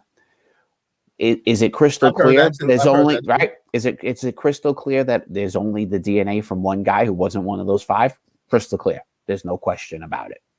Is there a theory that they went and they assaulted her, not sexually, and then this other guy did it? It was the one who did the sexually. That's a theory. I don't know. There are some things I would love to see with that, Bill. And I love that skeptical face on you have right now. Right? Because what you hear is, so there's a couple of things, right? What you hear is that there's something that they gave that only somebody there would have known. And I'd like to see and hear what that actually is, right? And I've heard that. I have also heard that the reason Bloomberg never settled is because his staff had looked into it and they were not convinced that the assault wasn't taking place by those five. That's also what I've heard. But I've heard. Go ahead. I'm gonna let you. Let me finish. But with all that said, because an old detective says there's some piece of evidence out there that nobody's shown us, and there's word that Bloomberg, who I don't know from a hole in the wall, right? Like I didn't speak to Bloomberg's people who looked at it and said, "Oh, all right, that makes sense," because they, in turn, didn't want to pay. None of that shows me a fact that those five guys were there. And that's the direction you have to go with, right? It is. There's not a single fact saying those five guys were there. And without that, then you got five innocent guys. Well, let me just say this. What about the fact that we hear about at times, I've heard cops say, the evidence, they went to trial, they won, cops was proven, not guilty by a court of law. I respect the judicial system. Well, why is it that now we hear the judicial system says that they didn't do it, and cops still say, I don't know about this one. So is this cut and dry like OJ? You know what I'm saying? Like a lot of people know. Well, I mean, you put up a good example of the justice system saying he didn't kill her, and he killed those two people. I'm not gonna. Yeah, no, but I'm just saying, like almost like everybody in this world kind of thinks that OJ killed it. And this is my take on it. If OJ didn't kill those two people, he was there and he knew who did it. Right? I mean, listen. There's only one person had motive. Whatever. No, I'm not. Listen, you're right. If he didn't do it, I'm not saying he didn't do it, but I'm saying if he didn't do it, he was right there where they was like, well, look, OJ, you're going to take the rap for this shit and we're going to blame you. So like what I'm trying to say, it was bigger than OJ. like they always talked about OJ owing debt or people within involved with other things. Could this been something where now that you see it all the time? No, So what's hard for cops, right? Well, it's hard for me, Bill. I know the work I've done. I know the work I've been a part of. I know work that the cops I've worked with, who I respect immensely, right, have done. And so it's always hard for me to see a cop falsely arrest somebody, right? Like it's a very hard concept for me to take in, right? And in a case like that where you have, it's a team of detectives, there's supervisors, there's prosecutors, there's a prosecuting supervisor looking at it. Like there's a lot of people who are looking at when a case gets to. So as somebody who's worked on the inside of things of those, to see something bullshit pass mustard is hard for me to wrap my head around, because I just couldn't. I've never seen it happen. Have I seen guys who've done lousy police work? Hell yeah. I've seen, I was a detective in the squad. My squad boss gave me a shooting case, right? The case was like almost a year old. And the detective who had it before me had done nothing on it. Within a month, I had 5 guys in jail for that shooting. It was a joke. It was so easy to do. All right. So I've seen lousy police work of just not doing, but to actually railroad somebody and mischarge. Well, I have such a hard time wrapping my head around that because of, like I said, being on the inside. But I just have a hard time seeing how that could happen. But it clearly does. It's clearly. Let me say this. Like Kevin Graves said, what got OJ off was the racist cop. Oh, 100%. Right? Yeah. So now the bottom line is, I don't blame the jury in the OJ case for acquitting him. I don't. So wait a minute. What do you feel when you hear all these cases that come up? This person was wrongfully arrested. He's been in jail for 20 some years, or how many years? But DNA shows this, or something else comes out and shows this. Evidence is found that this person didn't do that. What do you feel about those officers that have been riding that gravy train and got grade, probably undeserving? Because look, it bothers the hell out of me. But I said to you earlier, like I told you, watching like the Discovery Channel or the ID channel and seeing cases where it was a wrong. It hurts me to see those things. I don't. Again, because I've worked there, I don't understand how that could even happen. Again, clearly it has. I just don't know. In a department the size of ours, in a city the size of ours, the way the prosecutor's office works, how it could pass mustard with that many people blows my mind. So do you think sometimes, and this is just your opinion, I'm not asking you, have you seen this? Because I definitely wouldn't say anything like that. Do you think there's sometimes you and I, we both connect the dots individuals. Do you think there's been people that have made dots, put circles in squares? Yeah. Yeah. If there are some great and honorable detectives out there, and I think most are, and there's some loud, and there are some awful ones. Well, first, let me just say this: if somebody stole your car, there's guys I wouldn't want investigating it, and it's just your car. Exactly. I mean, I remember. First and foremost, let me just give a shout out to NYPD. For all the good officers that we worked with, and that we know. Respect, salute to you. This is not about bashing. If you take it that way, then F you. You know what I'm saying? I ain't, I say what I say. It is what it is. I can give you my perspective of law enforcement from a African American standpoint. I can't give it to you from a blue standpoint, and I can't say I was a cop that turned black. It doesn't happen. I was an African American and that took a job, and I became a police officer. So it is what it is. So if I ever say anything that offends you, then I don't care. I mean, because the bottom line is, I'm telling you, what you gonna do? I mean, what are you gonna do? You ain't gonna do nothing. You ain't gonna beat my ass. So the bottom line is, you just gotta swallow that, and understand. But see, the bottom line is, it's all about having an open forum and dialogue. And see, that's where it happens. Where the bottom line is, I can sit here and talk to 100 cops, and of different ethnicities, and they just see blue. See, I can't rock with you. Like you know this, and like a friend of mine's always said, I've always been an independent thinker. Like it's not about the job, it's about the community. Like when I took an oath, I really took the oath. You understand what I'm saying? Like I didn't care about wearing a uniform and it was a rush to do what we do when we did it. It was fun. Like I enjoyed it. We like there isn't a time when I worked in any place that I worked at that I didn't laugh that day. You know what I'm saying? Well, there are a couple places I worked I hated, but yeah. I mean, I'm not saying I didn't like it at a certain time, but still, there. Even if we could have worked a crazy tour, there still was going to there was going to be a joke somewhere found. You understand what I'm saying? Yep. So that was my point.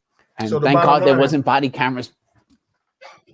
Imagine to hear some of those jokes. Oh my God! I mean, the things that, and let me just say that, like, we live in a real sensitive world. The jokes that were said back then about people and ethnicities were right now. Everybody would lose their job. None of us, we wouldn't have jobs on just our jokes. Yeah, our jokes were uncensored. You know what I'm saying? They really were uncensored. To each other, not to the public. Exactly. So we're clear. Yeah, but I mean, see, but that was a camaraderie that could only be established from knowing somebody had your back. Like what's so funny? You and I, we never did, but we could have been in a circle where people had jokes like that. But the bottom line is, I knew that you would go through the door with me, and I'll go through the door with you. Like a certain dude from across the hall that I never worked with, he couldn't come out here and say no black jokes because then we'd be scrapping. You know what I'm saying? Or I wouldn't say no white jokes to him because I mean he had the right to scrap with me. You know what I'm saying? Like it'd be unprecedented. So I say all that to say that a lot of things are changed, but the one thing that is changing the most that people of color, and then let me get your take on this before I read some comments. What did Cynthia say and somebody else saying, Crystal? I know people of color have said for years that the man equating to the police have, police brutality and done this and done that. And people have always said, oh, no, they didn't do that. They didn't do that. Now people are showing video cameras footage of stuff like that. And people are still saying, well, let's see the whole footage. Well, wait a minute. A black person or a Latin person getting shot unarmed, getting beat, stomped 30 times, to a person. And like we said earlier, we don't find the white officers that get caught. Not the white officers, white people getting those same kind of things. And like you said, that's a good question that you brought up. Where do we find the statistics of a white person getting shot? And why don't we see these things? You understand what I'm saying? Is it not newsworthy? Do we blame the media for that? So there are a lot of things that are contributing factors to this. Everybody, this is Real Talk Chronicles. I'm your host, Bill Foster, and my co-host, Kevin Branzetti, and we've talked everything about Breonna. We didn't finish that. Cedric came in and gave us his little insight with his articulate, crazy self. Kevin and I, we've been breaking a lot of things down. We'll probably finish that off. I see all of you in the building. Appreciate you. This is Real Talk Chronicles. If you like it, share it. We've talked about Breonna Taylor. We talked about police brutality. You talked about even the Central Park 5 real quick. We've talked about a plethora of things. Even when you're down the OJ road. Kevin Graves said, not all cops are bad, right? Not at all. Cynthia Virgo said, my niece is an attorney for New York City, and she tells me that millions of our taxpayer dollars are awarded to civilians because of cops' aggressive behavior. What's your opinion on that, Kev? Well, there's a mix in that bag, right? There's not many cops who don't get sued. If you're a working cop, you're going to get sued. I got sued. Yeah, I got sued. Right? Yeah. And I'll tell you, my experience, a lot of that's wrongful lawsuits, but you're going to get paid. That's kind of how the system works. Are there people who have a right to sue, and not just a right, a reason? 100% there are, and they should sue. I got no issue with that. Are there people out there who sue and don't have a case but get money? Yep, there are those too. So I'll give you a perfect example. Our system is rigged to pay. Yeah, I give not to sue. I give a perfect example. It was doing Snoop. I got sued for doing observation, right? The person took it to trial and won. When he got paid, when I went down to the CCRB and places like that, when they paid him the money outright, they gave him his money. He was in jail for the same thing that he was suing for, and he got caught with a gun too. So the bottom line is, it was his right. He took it to trial. He won. It wasn't a bad arrest. It was gaps in the arrest because he had disappeared for a while and he came back. But with that being said, he took it to trial. He won. We almost fought in the court. It was crazy. It just got real crazy. It really did. It wasn't personal until you tried to make it personal. And so Cynthia, I hope that answers your question. Crystal said there's an interesting show on Netflix named Trial 4, worth a watch. Interested to know your take on it regarding a young man convicted of killing a police officer in Boston, served 22 years, having, let me read the rest of it. Okay, hold on. I started watching that one. I haven't finished it. Having 4 trials before getting out. Wow. I will try to get into that, Crystal. Kevin Graves says, when we talk about police brutality against the Black community, we are referring to a system of behavior that has existed for decades. Absolutely. What are your thoughts on having the police officers paying personal insurance for wrongful arrest and excessive force? What do you think about that, Kevin? I'm completely opposed to it. Yeah. Completely. Yeah. You know what you're going to cause. Everything has cause and effect, right? I get the theory behind it, and we think it will only stop bad cops from doing bad things. So we put that out there to handle that. But as we have seen, Bill and I have seen it, and any cop out there has worked. Yeah. Good cops or good arrests get sued, mm-hmm. and people get paid. So now you're telling me that my personal livelihood, my home, can be taken, my pension, my money. It's a very simple solution for me. I'm going to work. Yeah, I'm going to work indoors, and I'm not going to go on the street because it ain't worth it. Yeah, I have to agree with you, because the time I did get, like I said, the time I was referring to it, that I did get sued. If they would have taken that out of my pension, and I know that he was wrong, and he knows he was wrong, and like I said, when he got paid, he was in jail for the same thing that I arrested him for. If I would have had to lose that, I would have never did another thing in my life. So what's so funny? That's something that I don't co-sign. I mean, I think. Okay, Bill, I'm sorry. No, go ahead. I'm sorry. Go ahead, Kev. The system is supposed to be, if you find cops who are doing bad things, you got to get rid of them and you got to fire them. And we have to work harder on doing it. And I think we need to do more. I don't think, like even NYPD, I don't think we do enough sting operations to test cops to make sure they're doing the right thing and doing honest stuff. And it's worth doing it. I said earlier, the majority of people out there are followers. And if you test them enough, people stay on their toes, and most people will just do the right thing. Are there jackasses? Yes, and there's nothing we can do about them but find them and get rid of them. Crystal said, keep people on their toes. What Crystal said, what do you think about if it's only for wrongfully arrest and excessive force? What do you think about that? But that's what Bill was sued for, a wrongful arrest. That's what that guy won on, and it wasn't a wrongful. You can have a legit arrest. There's a case. And you guys can look it up. Let's let them know. A legit arrest, and a person takes it to trial, and they found out guilty, becomes a wrongful arrest. Yeah, we can. Yeah, absolutely. Or we're in a scenario now where, like, prosecutors won't. In New York, they won't prosecute arrests for the protesting and crimes relating to protesting. So smashing in Macy's window and stealing stuff during a protest, they won't prosecute it. But the cop has to make that arrest. Well, now it's a wrongful arrest, and they're going to get sued. Every cop is going to get sued and charged under wrongful arrest. It's just not a fair thing. If it is determined that a cop, there's not understanding evidence and locking somebody up too soon and making a wrongful arrest, needs retraining, moved, maybe. If somebody's intentionally, not just fire them, but you probably should lock them up. Right? Yeah. If I intentionally locked up another man for some crime he did not commit, I deserve to lose my freedom at that point. Yeah. Yeah. But, and it's so funny, Crystal, to give you some insight into the case that I was talking about, the individual, like we had caught people with the same kind of drugs, but the person had left the scene for a certain amount of time. about an hour and some change, and he came back, and he was the hand to hand initially, but he left, and then he came back, but he still had on this outlandish outfit that made it easy to know who he was. But the bottom line is he was able to. The jurors believe that the fact that he went into another borough right across the bridge, and people understand the difference.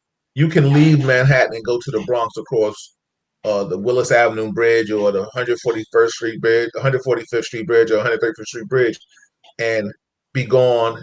And what he did is he purchased a cell phone at some store, and he came back, and I arrested him. You know what I'm saying? So the bottom line is he went there. It was like right before we was about to close down the OP. It was like, oh, there's this punk ass. You know what I'm saying? There he is. And I mean, it wasn't personal.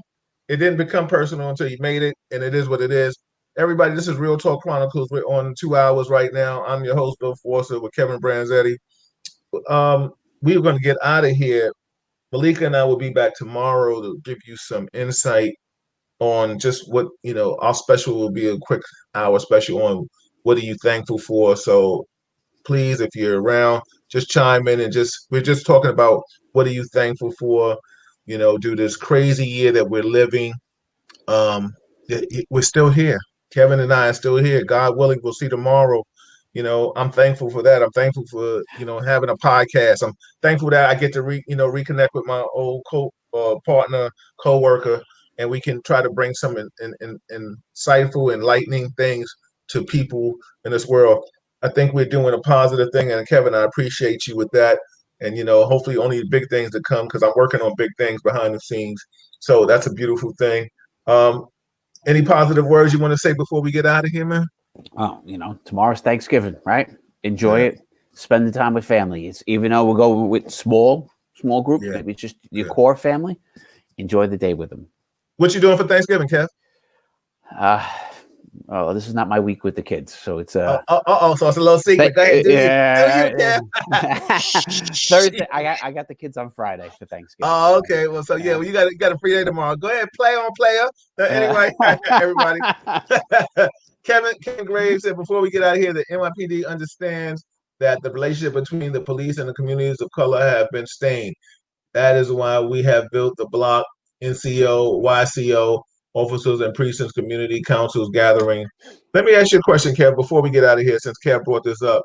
What do you think of the NCOs and the YCOs and things of that magnitude? Let me finish reading the rest of his statement. They didn't exist when we were around, and what I hear from is that Kevin just like the community affairs? Yeah, but it seems more. They sound hands-on, like a community affairs 2.0, right? Mm-hmm. Like they're a little more interactive and accessible, right? Like where your email and cell phone number are public to the community. So you got to interact with people. I think interaction with the community is a good thing. The NCO thing sounds like it's a great program. We don't talk enough to each other, and that's my thing, right? We don't speak enough. What Bill and I are doing here is an interesting concept in life. Cops unheard of. Cops in the street, unheard of, because you don't see a black and a white officer anywhere talking about the things that we're talking about, trying to find a resolution instead of pointing fingers. Kevin and I, our whole gist of this is not about pointing fingers and saying you. It's about what can we do to stop it from being you. You know what I'm saying? So it's about conflict and resolution. So I appreciate him for that. Happy Thanksgiving to you, Crystal. Happy Thanksgiving to all of you guys. Kev, happy Thanksgiving. Kev, we got to get you on this show real soon, man. Let me know when you're available to come back on a segment with Kevin and I. Crystal, I'll see you Saturday. I'll drop that mask off for you. Appreciate you, everybody. This is Real Talk Chronicles. Kevin Branzetti, Bill Forster. Everybody have a wonderful Thanksgiving. If you're free with Malika and I, like I said, we're gonna come on early so we won't hold you up from cooking. I'm sure people around here kind of cooking now. That's why it's a little scattered. People out here trying to get their little cook on, and it's all right. Don't be out here hanging out. Wear your mask, everybody. Wear your mask. Everybody, Real Talk Chronicles. Kev, happy Thanksgiving, bro. Happy Thanksgiving. Good night, everyone.